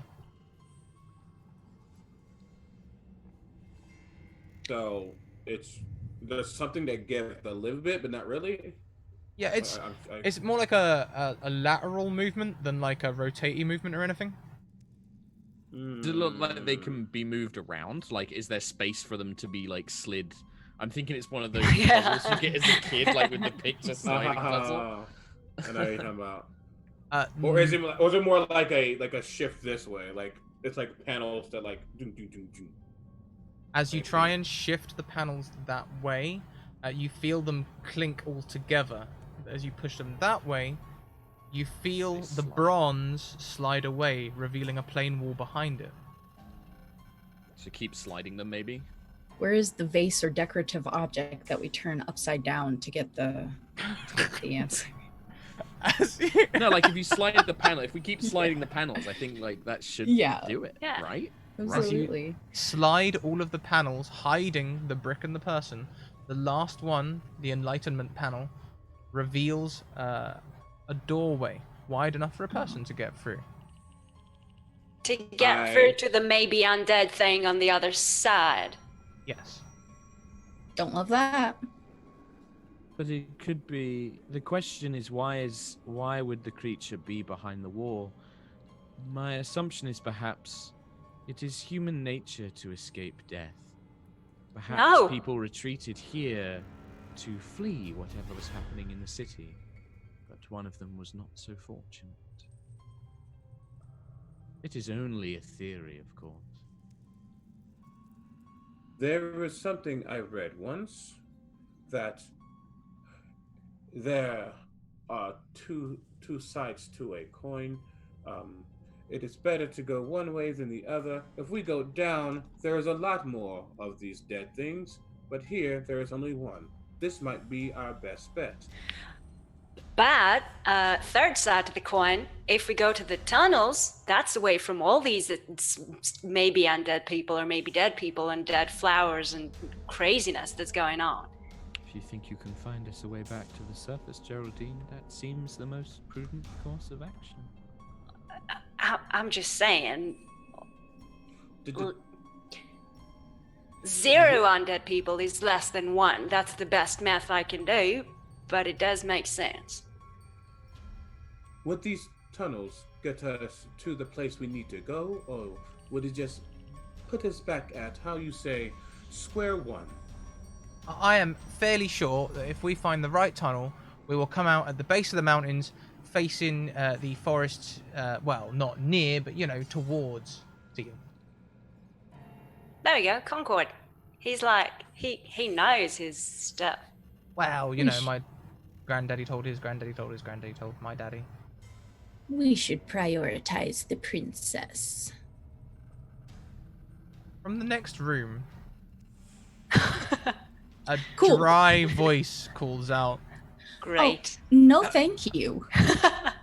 "Hello! I would prefer not to. Hello, who's there?"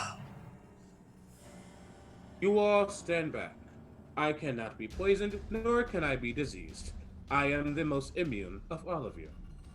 And I will kind of do one of those things where this is the door, and just, greetings. Oh, I hate it. Just little Warforged heads, just like... Exactly. It's Cedric, like the androids in Alien Isolation. Oh. first, okay, so the things you see in this room, paramount of those is the person talking. There is a man approaching the doorway, old, older than words can describe. It looks like disease just riddles him. But his skin is gray, his eyes are weak, his knees are rattly, and all the other things they say. What else do you notice in this room, though? It's set up like a lab.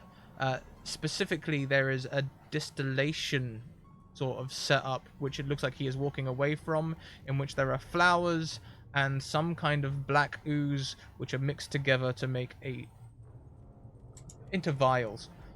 Also, there is a stairway leading down below the temple. As this person is approaching, almost with like a soldier-like quality, that sword is not thrusted, but gets pointing so he doesn't get closer. Like, halt! You do not come further. Who are you?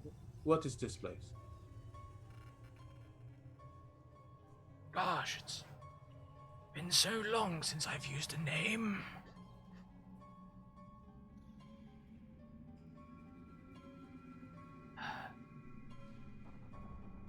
Lothloraliarien. What the fuck? Come again. Lothloraliarien. Luffy and a Aryan. God. It's Mr. old elven. Luffy, Yes. what? You reek of death. No. He does, though.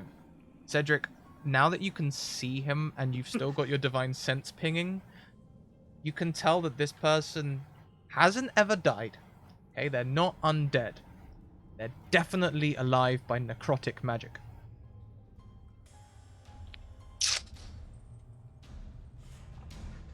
How are you still?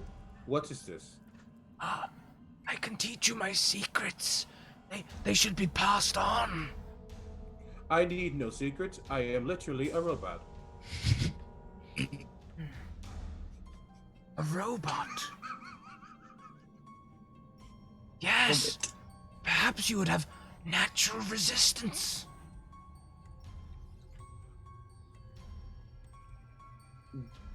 Insight check. What does he mean? Tell me, he begins, even though you're holding the sword out, he starts walking towards you now. Tell me, how do you function? Are you mechanical? Are you organic? Push him back. I will gladly push him back. As you push into him, you can feel that his bones and tissue are very soft, and they just sort of like into his body. He's like, oh, No. it's okay. I'm sure I'll have a salve for that. What should I do? There is a person in here. Should I destroy them so they do not harm the princess?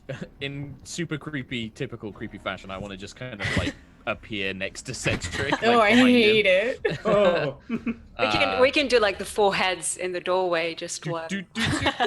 I'll kind of peer around. You mentioned secrets to pass on. Is this your discovery with the gold and the flowers? Yes. Are they dead? Are the flowers dead people? I'm curious to know if my theory is correct. No, the flowers aren't dead people. The people are merely a way of purifying the compound. Excuse me? What do you mean by purify? I can By teach you compound. I can teach you the process. What does it do? Keeps me alive. Interesting. My head pops under Morgana's. Oh, there's lots of you. Yes, behind a wall. Just... And I just I rest my hands, like these kind of long, slender, kind of very pretty hands on Geraldine's shoulders. And just How kind of, were her hands look creepier down. than Kira's?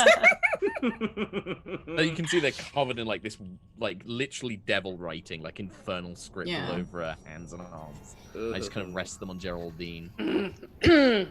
Yep, just chills nonstop. Miyazaki shiver. So, sorry, hi, is everyone here dead so you can keep living? And also, 2, are we going to die? And 3, should we not have touched the gold thing? And 4, if I've given the princess a flower, does that mean she gonna die? I found the cure. Fortunately, there was no one left when I found it.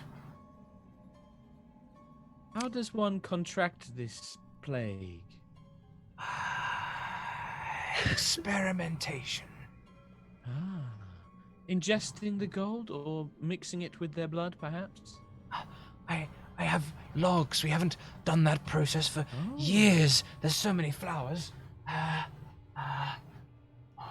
They must be in the library. But out of interest, is it simply a case of the gold being merged with the human body? Yes. Wait a minute. How did you all get down here? That is a story that is not pertinent to the situation. Are the seals broken? Can I leave? Cool. Oh no. Is that the door I broke? That might be the door I broke. Oh! It's been so long. At last I can share my secrets with the world. No, you will not go anywhere. Prefer that you share them with us first. Yes. I'll just step into the room with him. Fucking Like I'll sinister. just start walking past Cedric's sword. Gosh darn sinister. Sorry. Look, this is not safe. Okay, if you It is suffer, I fine. He cannot does not help seem you. harmful. Yes, he does. In every way, he seems harmful. Where's the princess? She's still in the Side. prior room, right? With Concord. Yeah, with and- Cool. We just left Kieran. her- Oh, and Kieran was there, I think. eavesdropping, Oh, okay. and now Kieran's going to like make some tracks back towards the princess, and sort of like curves his little stick fingers around her arm and. Princess, I am concerned for your safety. We should vacate this premises.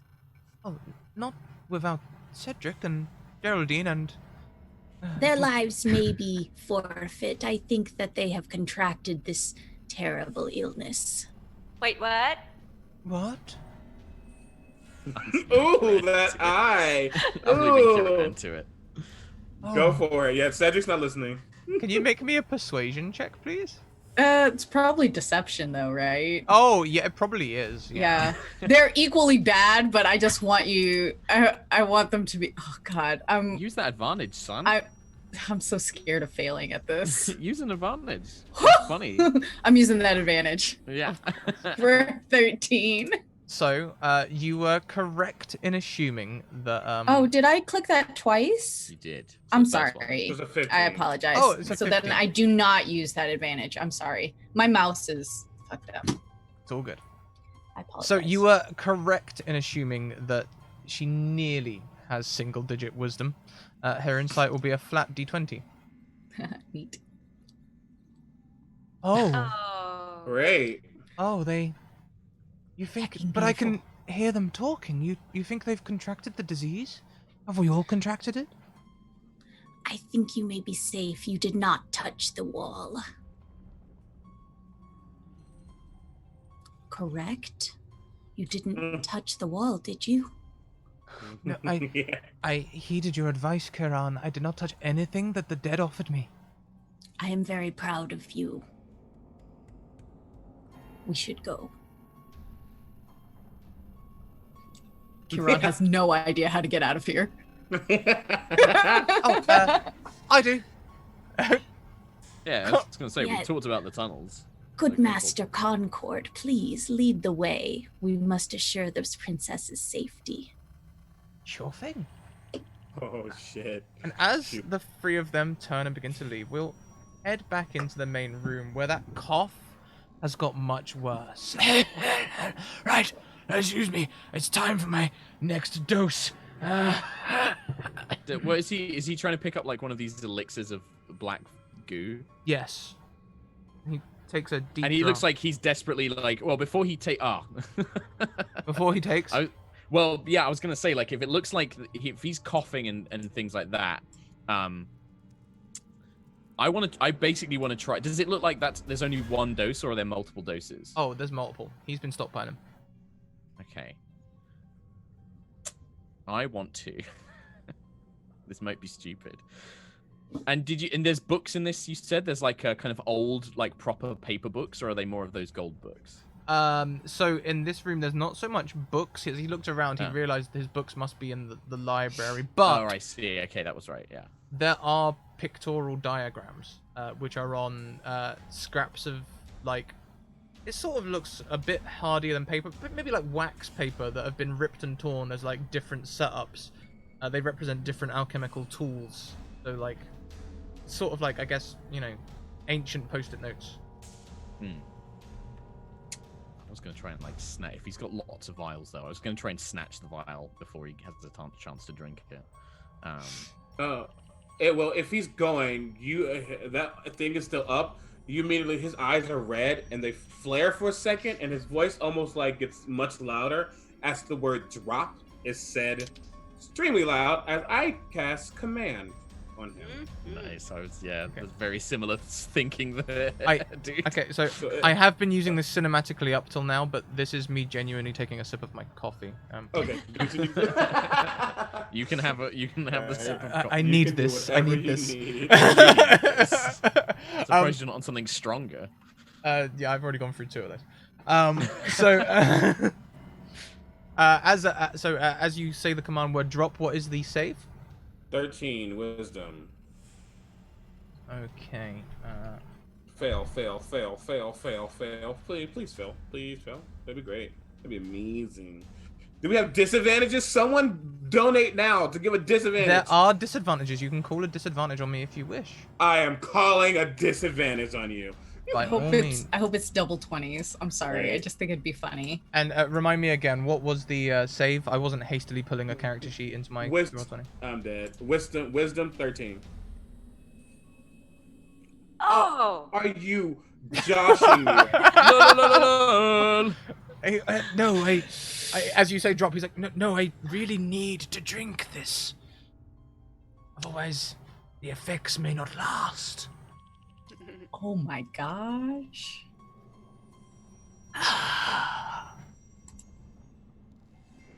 And you see his skin freshen a little. Not loads, he still looks old, but it goes less papery and sort of begins to look a little bit more like flesh, or maybe moss again.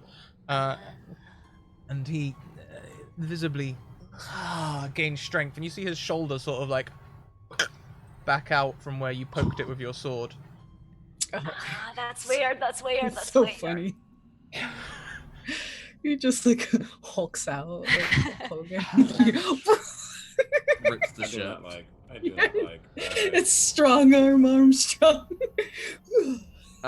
While this is a pretty good distraction, I feel, with Cedric casting a command and this guy drinking, the stockpiles, I want to try and steal one. Like one of these vials. By all means. Sleight of hand or stealth, up to you. Sleight of hand. You got this. And guess you? With advantage. Yay! I believe in you. Watch, we get like 2 and 1. First one. Oh, Hey. Second one. Hey! On the 21, you can slip a vial. Or, hey, that's over 20. You can slip 1 or 2 into your robes without anyone noticing. I'll grab 2. Can I attempt to roll perception to see if I hear the princess just running away, basically?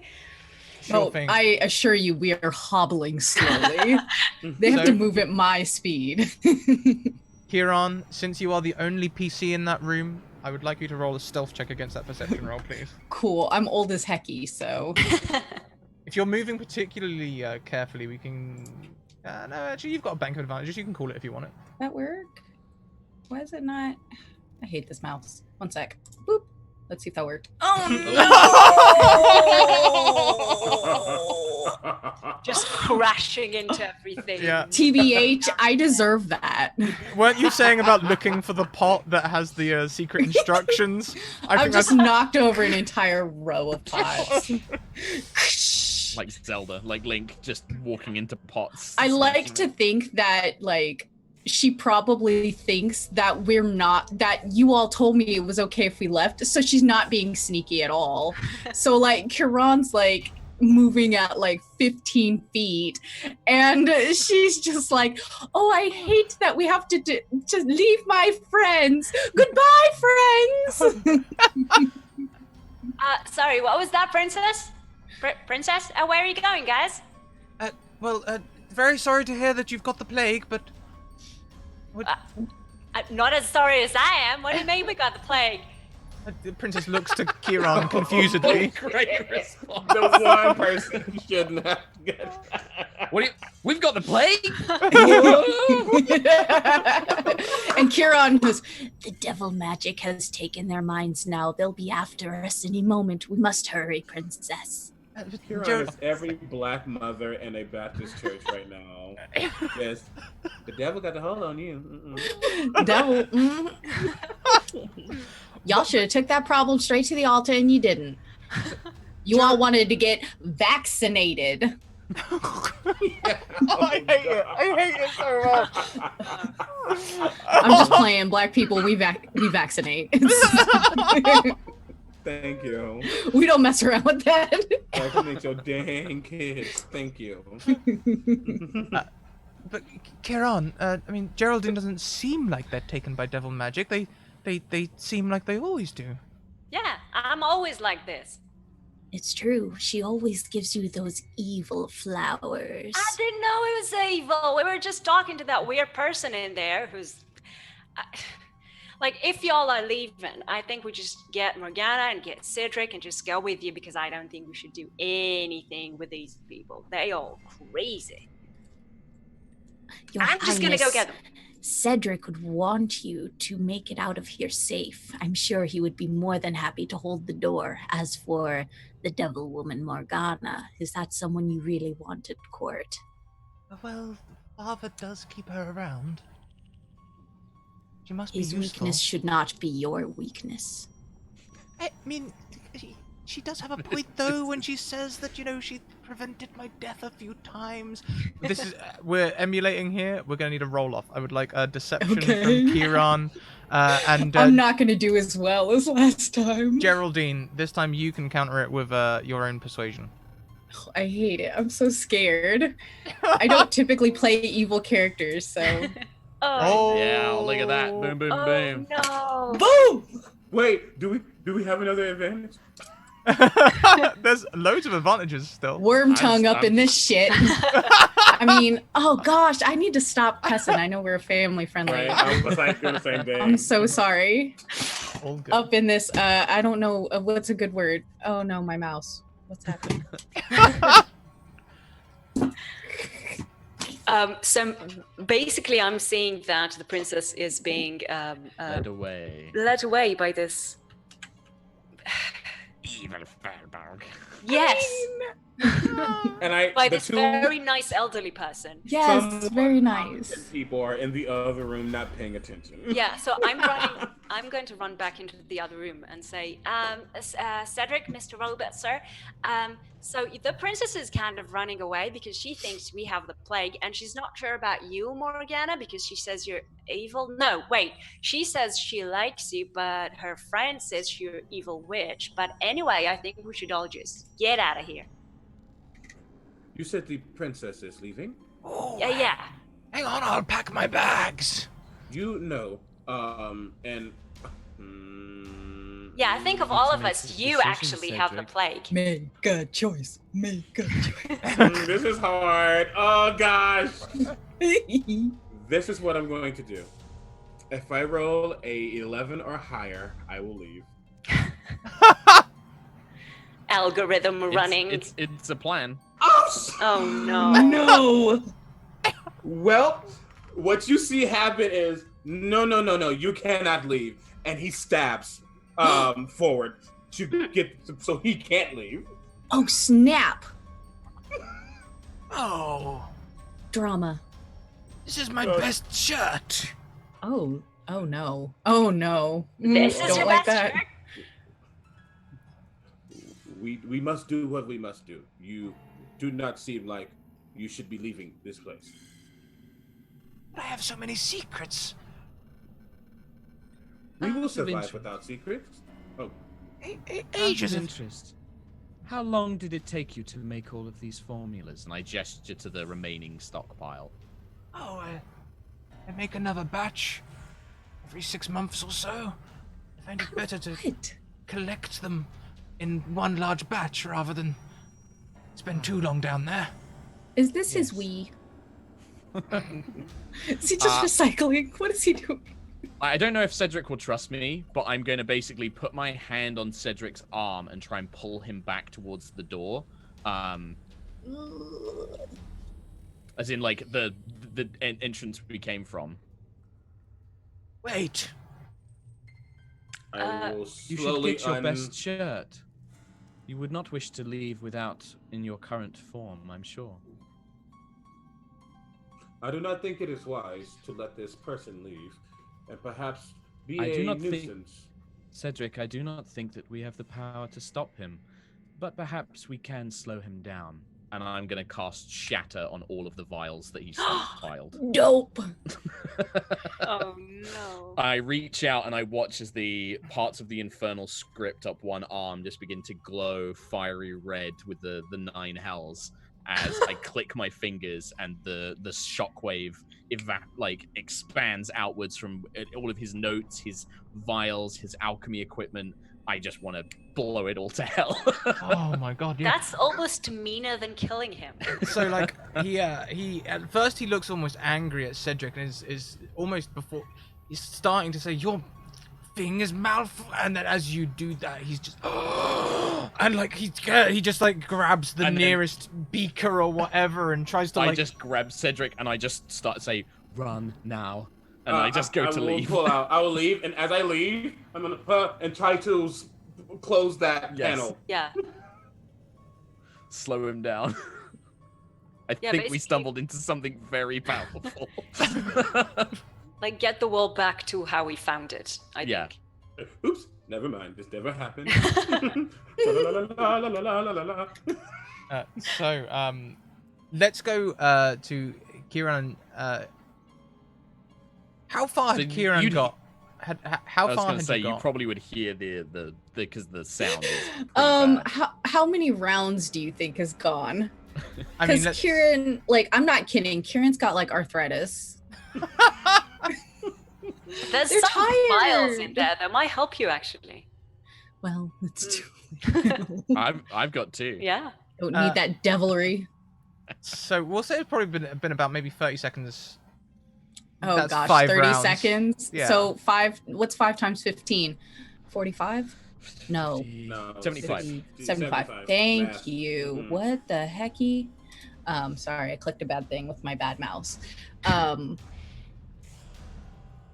Yeah, Kieran's probably 75 feet away because it's just like they're just like trying to. It really would be faster if you let me carry you, Kieran. Kieran is 8 feet tall. I don't know if it would be faster, but Kieran will pat her. No, princess. We must get if only there was a way to ensure that they don't come after us. I know.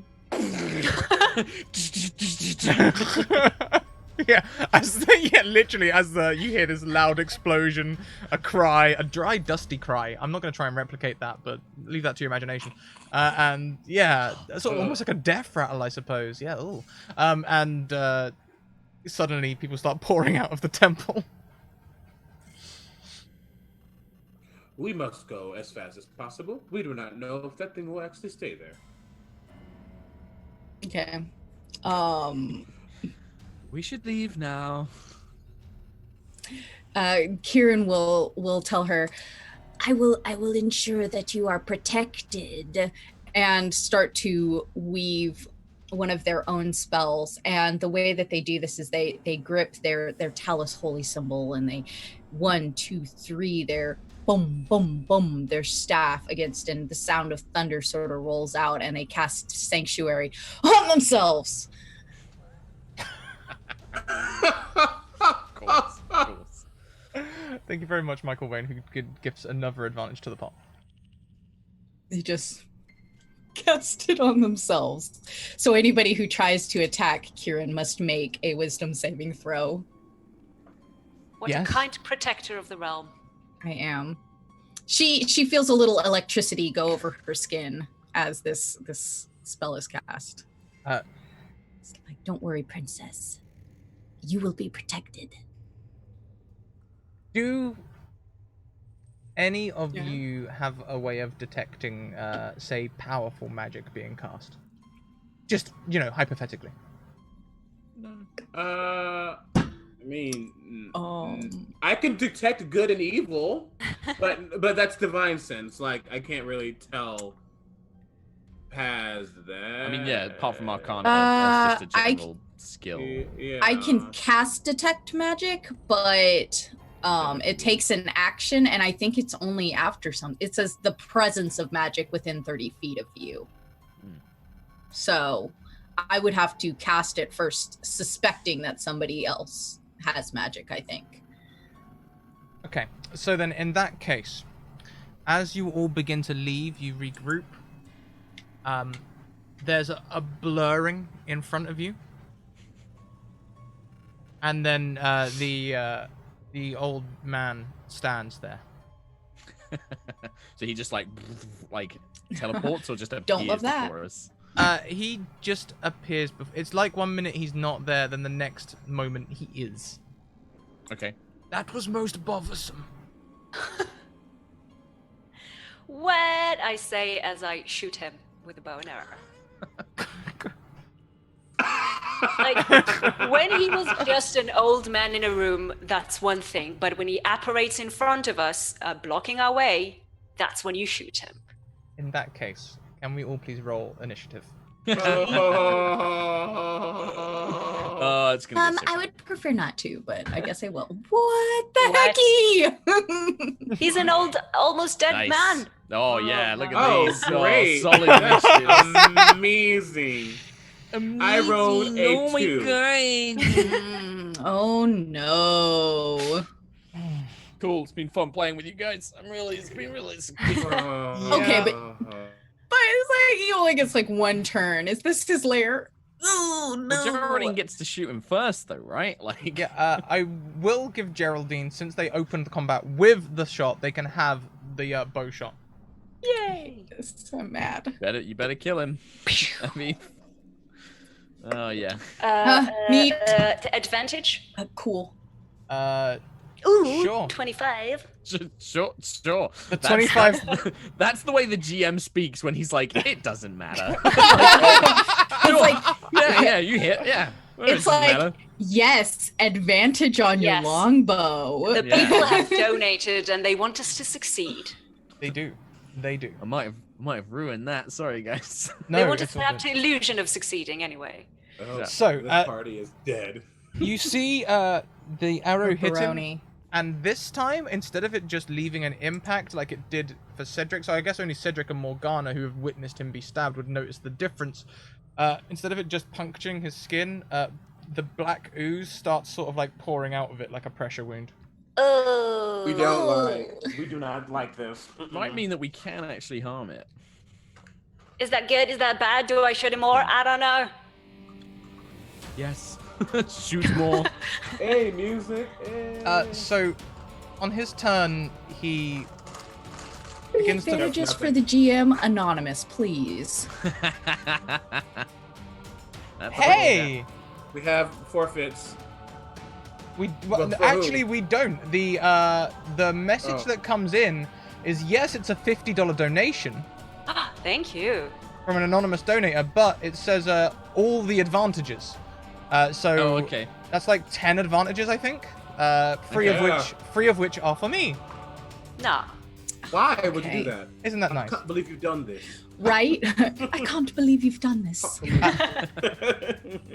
The old man begins to levitate into the air. Not actually levitating, you can tell this is flying. Oh, No. he can fly. Great. Okay. Cool. Cool.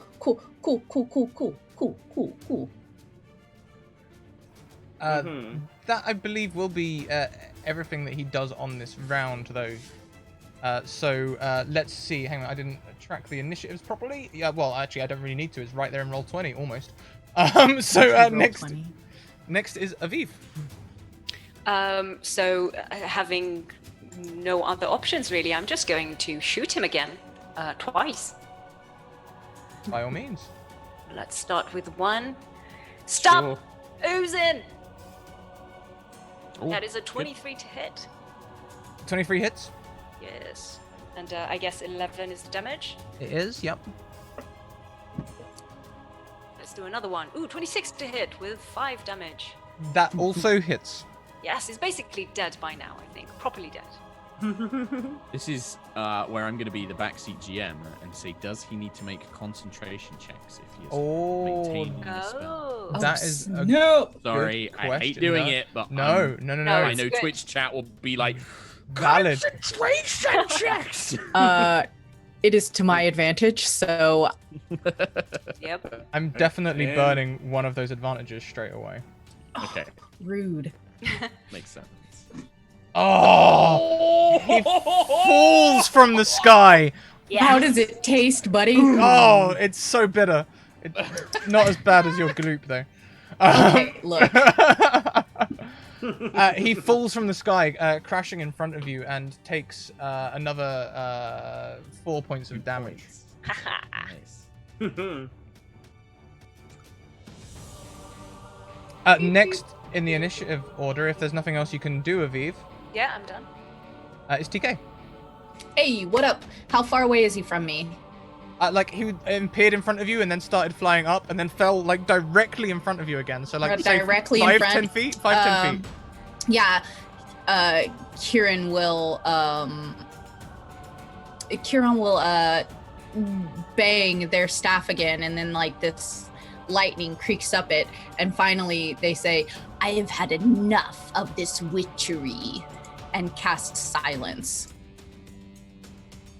Mean. Okay. Just shut up. And Chaos the end. you can see as they look up, they sort of frustration. Is the silence just on him, TK, or are you capturing like all of this? It's a 20-foot sphere, so Okay. interpret that as you will. Are you trying to aim it on him so it doesn't affect us, or are you? Yeah, just, like... I'll aim it on him. I'll be a team player. I was gonna say, as a warlock, I'm gonna Yeah. be pretty screwed. Yeah. I was like, you got a knife? I'm sure. You have a ritual dagger? Yeah, I literally have like a tiny knife. Yeah. Cedric can sit on him as we all like poke him. Yes, yeah. fantastic. So that is fine. Next is Mark. Then Kieran will move out of that range, by the way. I'm sorry. We'll move out of the sphere. Of course. So then next is Mark. Okay, so if I'm still capable of casting spells, You are. this is the order of process that things are going to go. Morgana kind of raises her hands up, kind of like dripping them kind of creepily in front of her, and you watch as the infernal script almost begins to like burn away in parts, and the script itself begins to flow out. And I'm going to cast Hex as a bonus action on this old man, and I'm going to make the ability score probably. I think what's going to be the best one. It's only on ability checks, so strength, I guess. Because concentration saves will be effective. So I'll do it on his strength. So I place a curse on him as the infernal script of her body kind of like wraps around him like chains. Then as my action, I'm going to cast Firebolt on him for a 19 to hit. Oh, that does hit indeed. And then the extra d6 from Hex is another 3 psychic damage. So he takes 17 total. And then I basically I'm going to grab the princess's hand and start pulling her away. So I'm going to move my full speed and kind of be like, we must flee. The princess is like half drawing her sword, like ready to engage in combat. And as you like pull her, I'm just like, Princess, no, we must leave now. I'm not sure if we can stop this thing. Oh. She sort of looks like, oh, I never get to... Okay. And, she will follow you. Okay. And then, I'm just going to move away, basically. And then that's me done. CB? I'm going to make sure I'm also not in range. I don't think I started in range of the silence spell. So I'm just making sure I'm not in that 20 feet. And you see Cedric again take a knee, and his sword is in the ground, and he his eyes are still red, but he says, "For the kingdom." And then he looks up, and like there's some shifting that happens in his face, where there's like a panel that goes in front of his eyes, and a long red strip appears. And he says, "I am the kingdom." He needs to make a wisdom save now. Whoa, it's a Cylon. As I cast Compel Duel on him. I'm doing a disadvantage.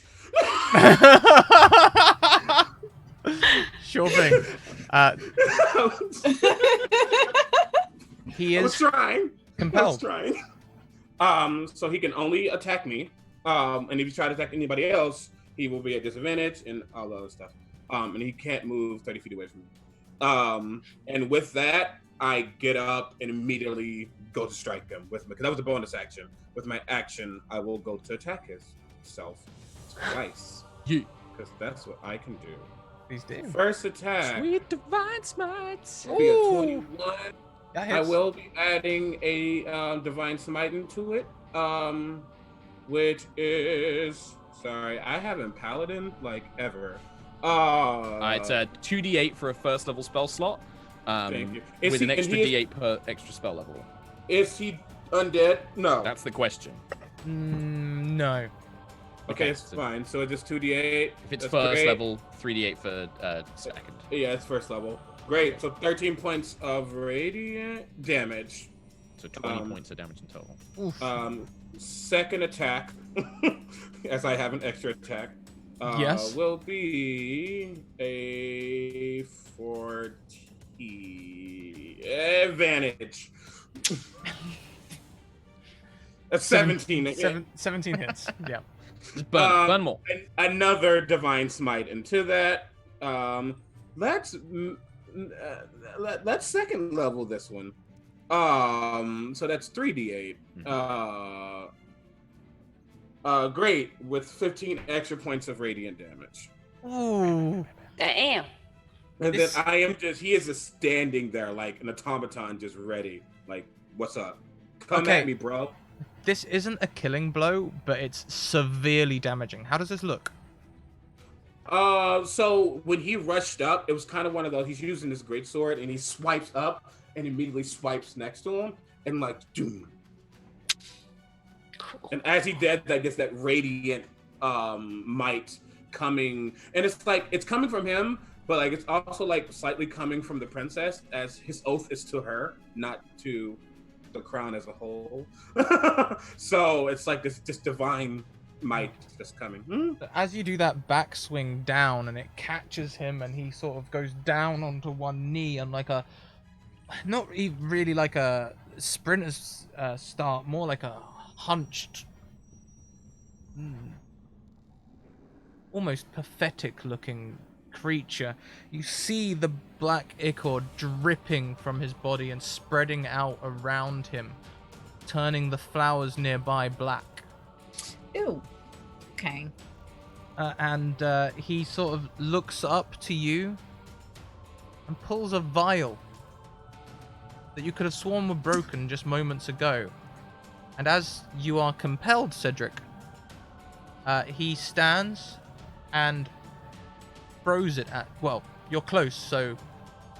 doesn't throw it at you, he just sort of smashes it on you, so you become covered in this black ichor. Okay, rude. It doesn't do any damage. That's the good news. Make me a Constitution saving throw there. Okay, is this something that's poison or disease? It's closer to rot. So like necrotic. I'm asking because I am resistant to poison and I'm completely immune to disease. So I'm trying to see. But I will roll a Constitution check regardless. Oh yeah. Oh, hey. You're fine. Okay, so you can feel this ichor as it covers your plating. It tries to, like, you can feel something happening there, like some sort of chemical reaction. But nothing takes hold. You're able to resist it. Maybe the window wipers come out or something. I don't know. It's Cedric just says, "This was my best shirt." No, he just He just looks down and looks back up, and that red line that's almost Cyclops-like from X-Men just glows even brighter. A non-verbal "come at me, bro" again, basically. This creature is feeble and weak on the ground. TK. Kieran's turn. I believe, unless... Yeah, no, that's everything, yeah. Hang on a minute, have I done that right? Doesn't Aviv go before me? Yes, Aviv. I thought I missed someone. Yeah. Aviv.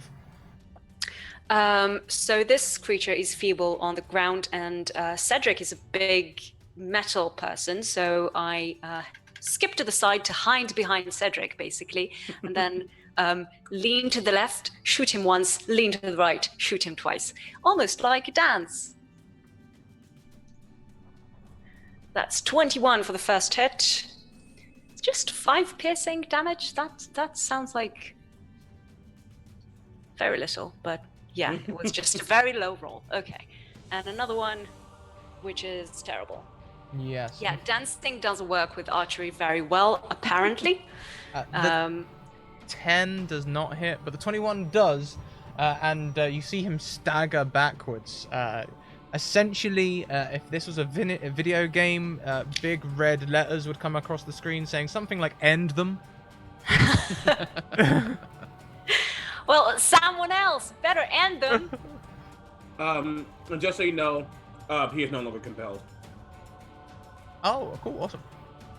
However, Kieran, it's your turn. Okay, and so now he's like bloodied and like on the floor and everything like that. Mm-hmm. Kieran will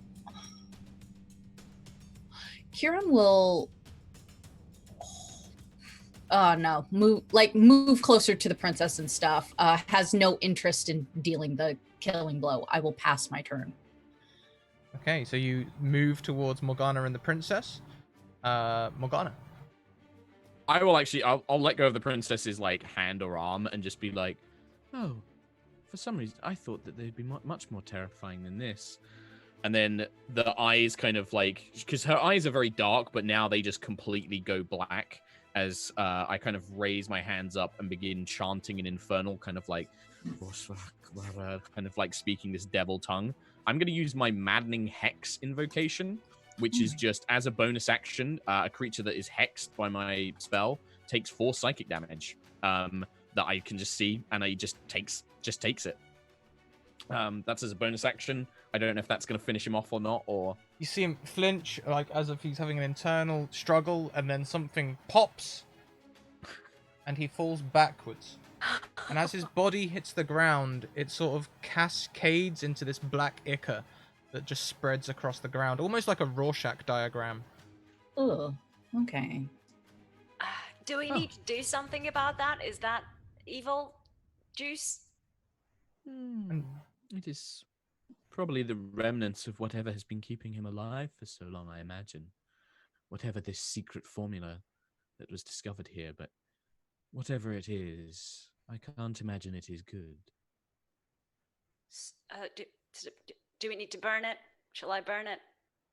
Or do we just run away? I think perhaps we best leave.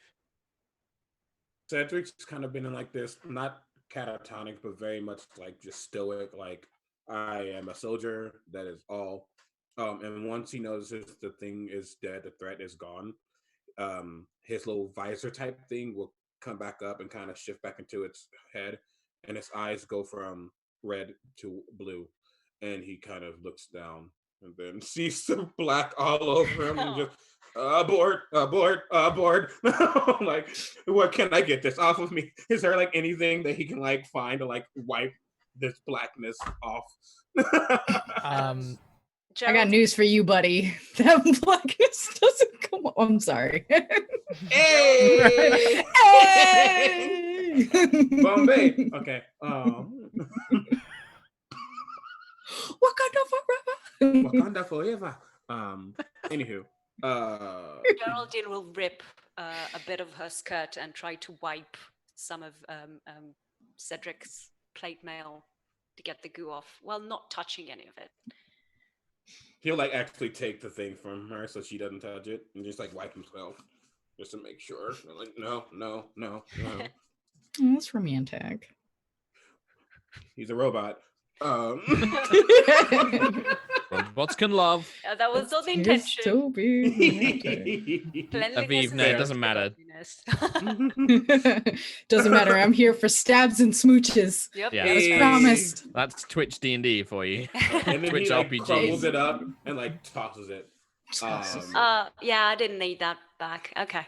It's covered in things that might be detrimental to the princess's safety. Therefore, it is no longer with us. Wise. Let's run away. Is that the reflection of Cedric's eyes, or does his plating look a little more bluer than before? Difficult to say. Maybe it's Kieran's staff lighting it up slightly blue. He was gold. He's made of gold, isn't he? Vibranium Cedric. Hey, well, Cedric. Plague boy. we're all going to die now. It's true. All right. Concord leads you hastily towards one of the exits. He picks one seemingly at random, but it seems his luck is in, as he leads you up a steep staircase until eventually you come to a very deliberate barrier in front of a door. I feel a little bad that we kind of destroyed the first barrier, now that I think about it. Well, we already destroyed the prime issue. Perhaps that is all. Unless we open another door downstairs, and we have not. I guess maybe if we just translate the warning on the door so everyone can know now to go in, that'd be a good idea. For later, after we save the princess, of course. If that is your prerogative, we can do that. I'm sure Cornelius will help us do that. I love this double down. Concord, my lord, Concord. Just so That's you what I remember, said, Connor. you are not important to us. You could die at any moment, and we would not care. We would feel nothing. I give Concord's hand a little squeeze and look at him. Give his heart a squeeze, just finish him off. Just like, This'll teach you to help others. It was such a fun group. Yes. So, what do you do with the door? Do you break the seal? Is it like a seal that needs to be broken, or can it simply be lifted up and just take it off? Or it seems like it is almost a wooden thing, but on this side, when you can see it, you can see that there is runic writing written on it that sort of glows a golden color. Okay. no way to like move it without breaking it. No way to move it without breaking it. If we wish to leave, I'm afraid that we will need to break it. I will take the fall, and I immediately rush for it to break it. You shatter the barrier, and you will find that this door opens as easily as the door on the other end. As you exit this cave, going along another small plateau, you find yourself on a slightly raised piece of mountain land on the forests near Seaton, closer than you thought you would be, in fact. And it seems that everything will be okay. You are able to escort the princess back to her father, and you may all take your places back at court. The king rewards you each a boon for Now, they've offered you an inspiration point, but that's a $25 dono, TK. You know. Before you go, one last.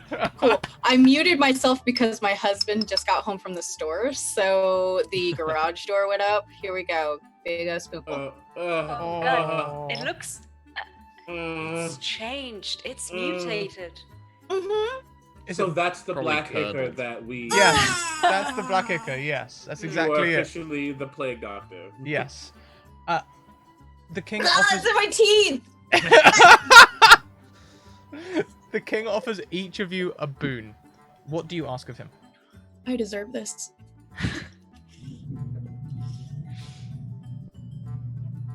I only wish to protect the princess in the best way I can, to become the head knight of the kingdom, and also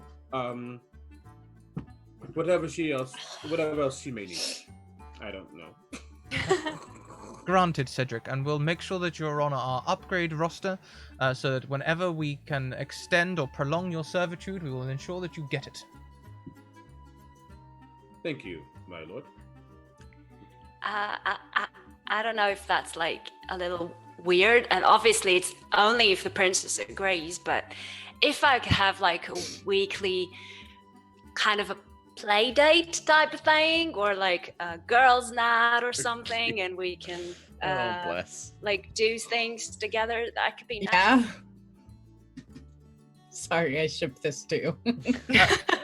The princess agrees, like, with a quick nod. Like, before you finish saying, she like looks to her father and is like, All right.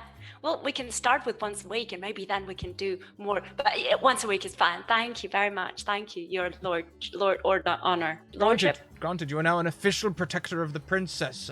Whilst she is with you, she is considered safe. An official friend of the princess. That's amazing. Does that come with dental or?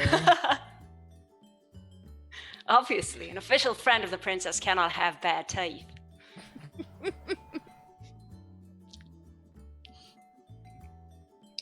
And I'm sorry, it's in my sinuses. I just need to. That's fine. Please continue. Morgana, what about you? What can I offer you? You've helped me so many times. With me, I would like to remain here in the castle. Perhaps my own tower or room where I can be left in peace. There are several things that I would like to continue my studies into my affliction. Spellcasting components in my own room would be more than sufficient, my liege. Yes, indeed. We'll have a new tower built on the wings of the castle. You can have the tallest room in the tallest tower. Yes, that would suit me well. Thank you. And I'll leave the interior decorating up to your choice. Indeed. Black. Really. Cedric actually looks over at Vanta Morgana. Black. Cedric looks at Morgana. If you need any assistance, I will be there. I ship it. I look to Call Cedric. me a training dummy.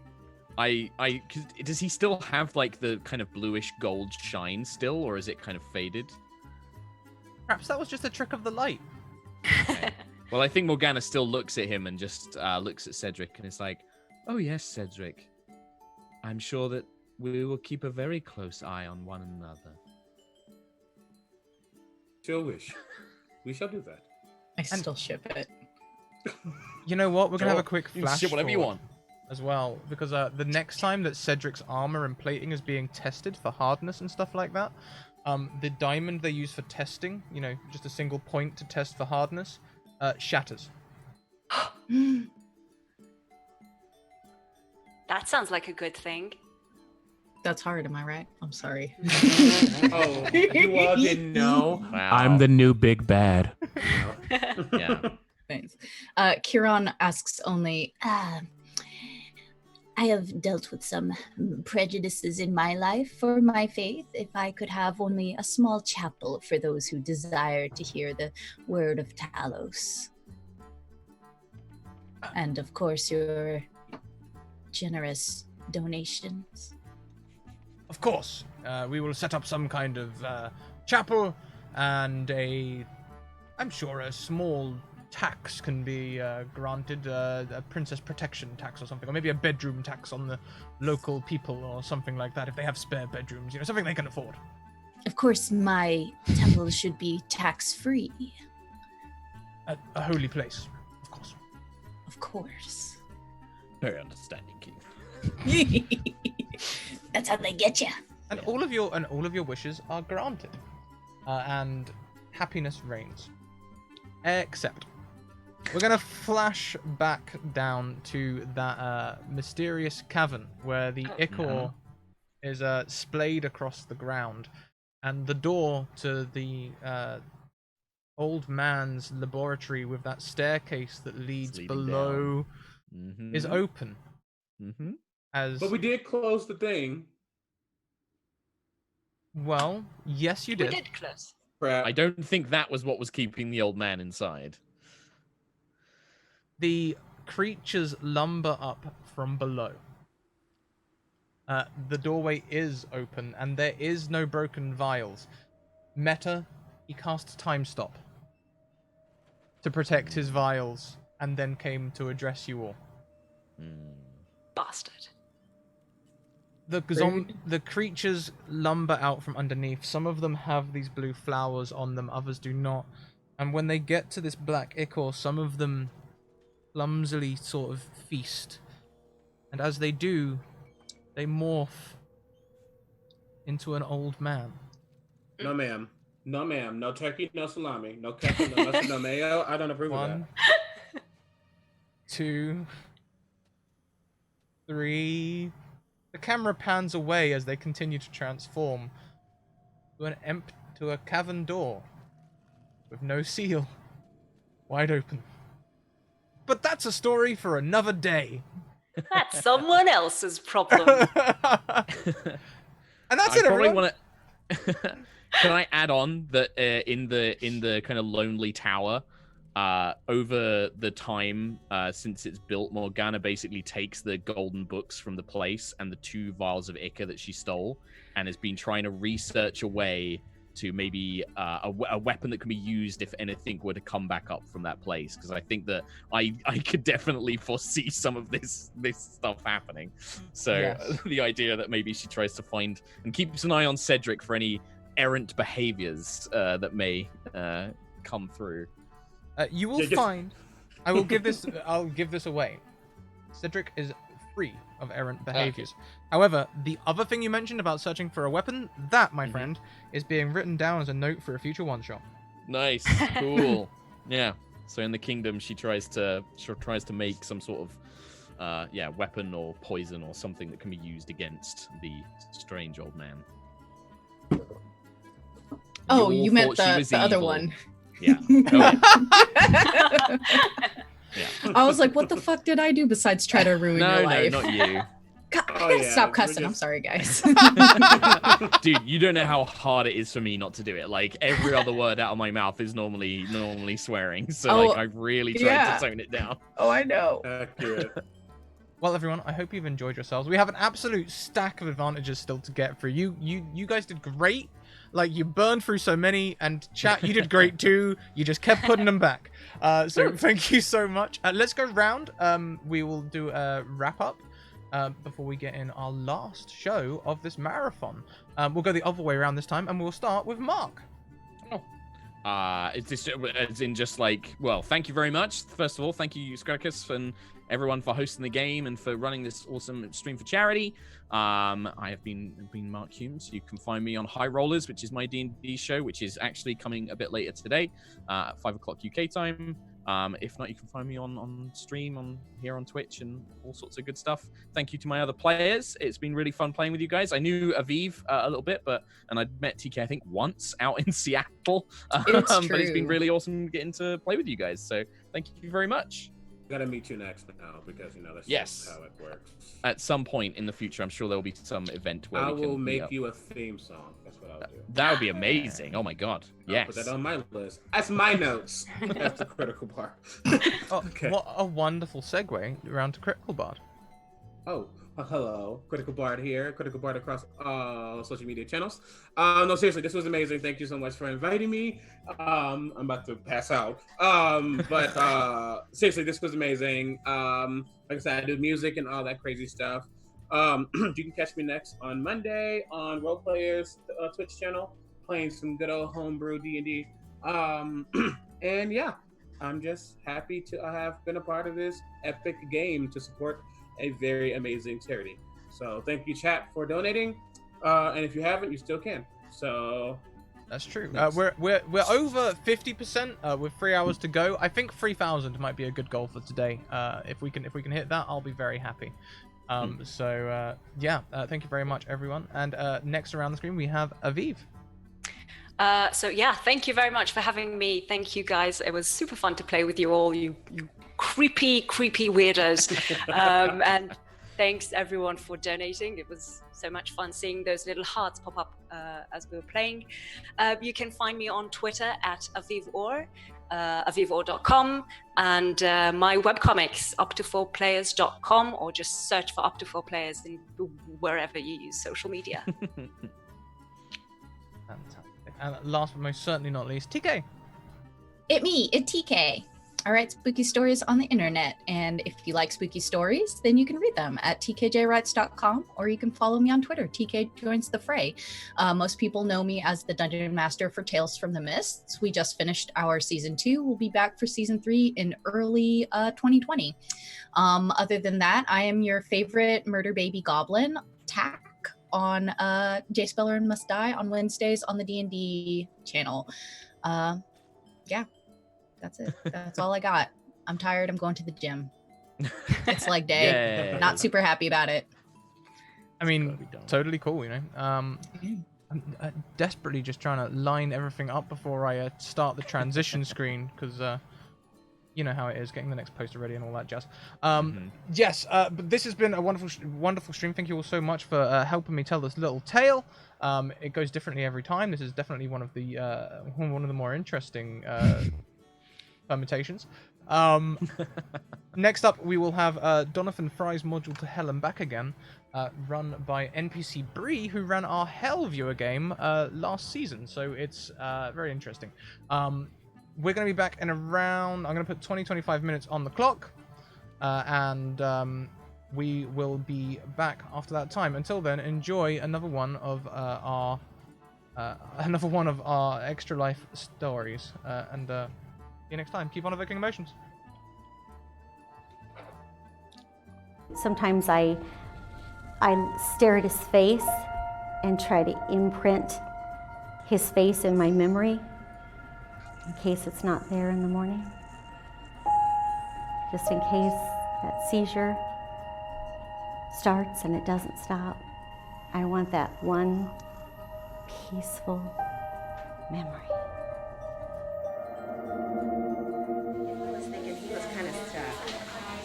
Head's 14 and a half. When Jordan was born, it was a normal, healthy delivery, and a few hours later, he began to turn blue. He was dying. Jordan's brain is outgrowing the skull, and eventually it will outgrow it. The bad news is that there's no cure. We were told we probably would not ever see him celebrate a first birthday. Happy Jordan! Every day we have a good memory of the day. I document it. I have had a journal that I entitled Jordan's Journey, and I have kept it from the day he was born. This is surreal. We're actually here. We're not at this appointment or that appointment, or on the road to this appointment or that appointment. And we take one day at a time. We were told there's 9 cases. Jordan's the 9th case in the world.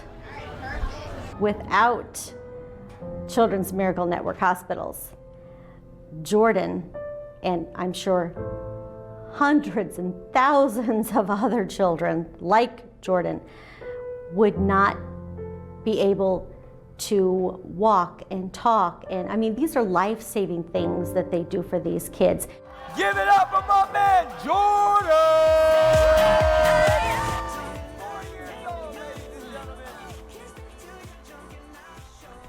So I'm very, very grateful for seeing them in hospitals.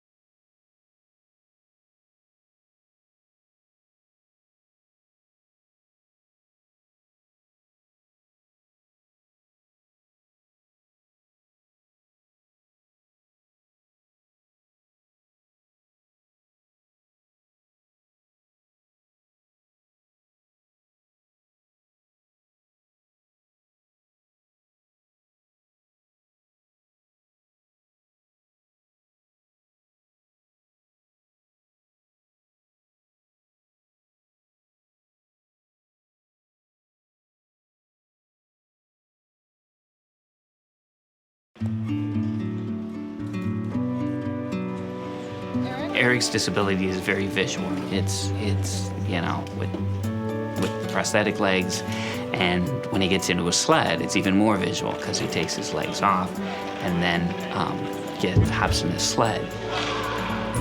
The sled hockey helps Eric in a couple ways. This is a competitive sport, and you keep score, you win, you lose. It's true hockey. Our family was on vacation in the summer of 2000. We'd been away for the whole week up at the lake, swimming and playing. And one time when I was changing his diaper, found 2 little tiny purple dots on his bottom, which really raised my alarm. Within minutes after that, he had a little tiny pinprick rash all over his chest. The nurse who was there to intake us instantly recognized this rash, and they sent someone right away to call the medevac helicopter.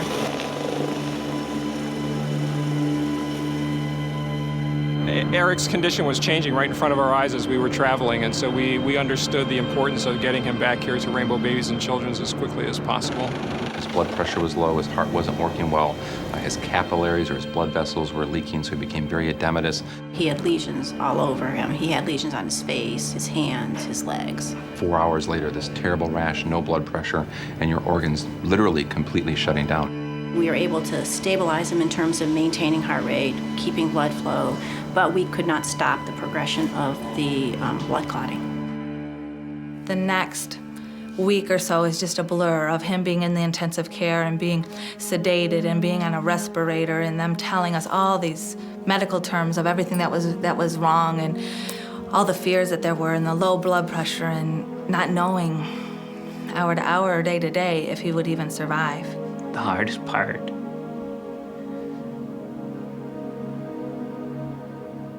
was the amputation. And the surgeon came back and sat down next to me and held my hand and said, "Then we're gonna have to amputate both of Eric's legs." And I actually, had to sign the form for them to take his legs.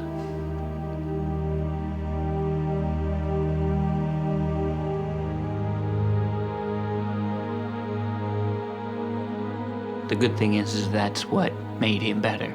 That once they amputated, then everything turned around. And the next day, when Eric woke up, to see our little boy back, to see him smile and laugh and play, there was never any looking back from that point on. Eric taking his first steps in his prosthetic legs are probably, that's the reason we work here. He went upstairs when he called him his bendy knees, and he could go up a step and bend. And, his mom had called me and said, he went up a stair. When I see Eric now, I think he's a miracle. He really surpassed any expectations from when he first came into the hospital. And for him to come back and to be the vibrant kid who can actually play golf a lot better than I can is really a true miracle. And I think his determination and strength is why he's here. Eric doesn't let anything slow him down. He wants to do everything that he can, and even the things that he can't. I don't give up because it will never make it better. People ask me, how can you go back to that hospital where all those terrible things happened to you? And they don't understand what a wonderful relationship that we established with all those caregivers at Rainbow Babies and Children's. And those people really legitimately cared about our son and about us. You never know when you're gonna need a specialty hospital, and you just think you're never gonna need it. They make a real difference in lives of children and families every day. You know, we can't thank the Children's Miracle Network enough for their support of Rainbow Babies and Children's Hospital and all the children's hospitals across America. Children's Miracle Network provide funds to hospitals that regular hospitals would never have access to. What's more important than the care of children? What's more important than the care of children when they're their sickest or at their lowest point? Children's Hospital are a safety net for so many families across this country, that the Children's Miracle Network is a part of the support that, quite frankly, we need day in and day out to take care of these important kids and their wonderful families. I like to help the hospital because they saved my life, and I want to help to save others.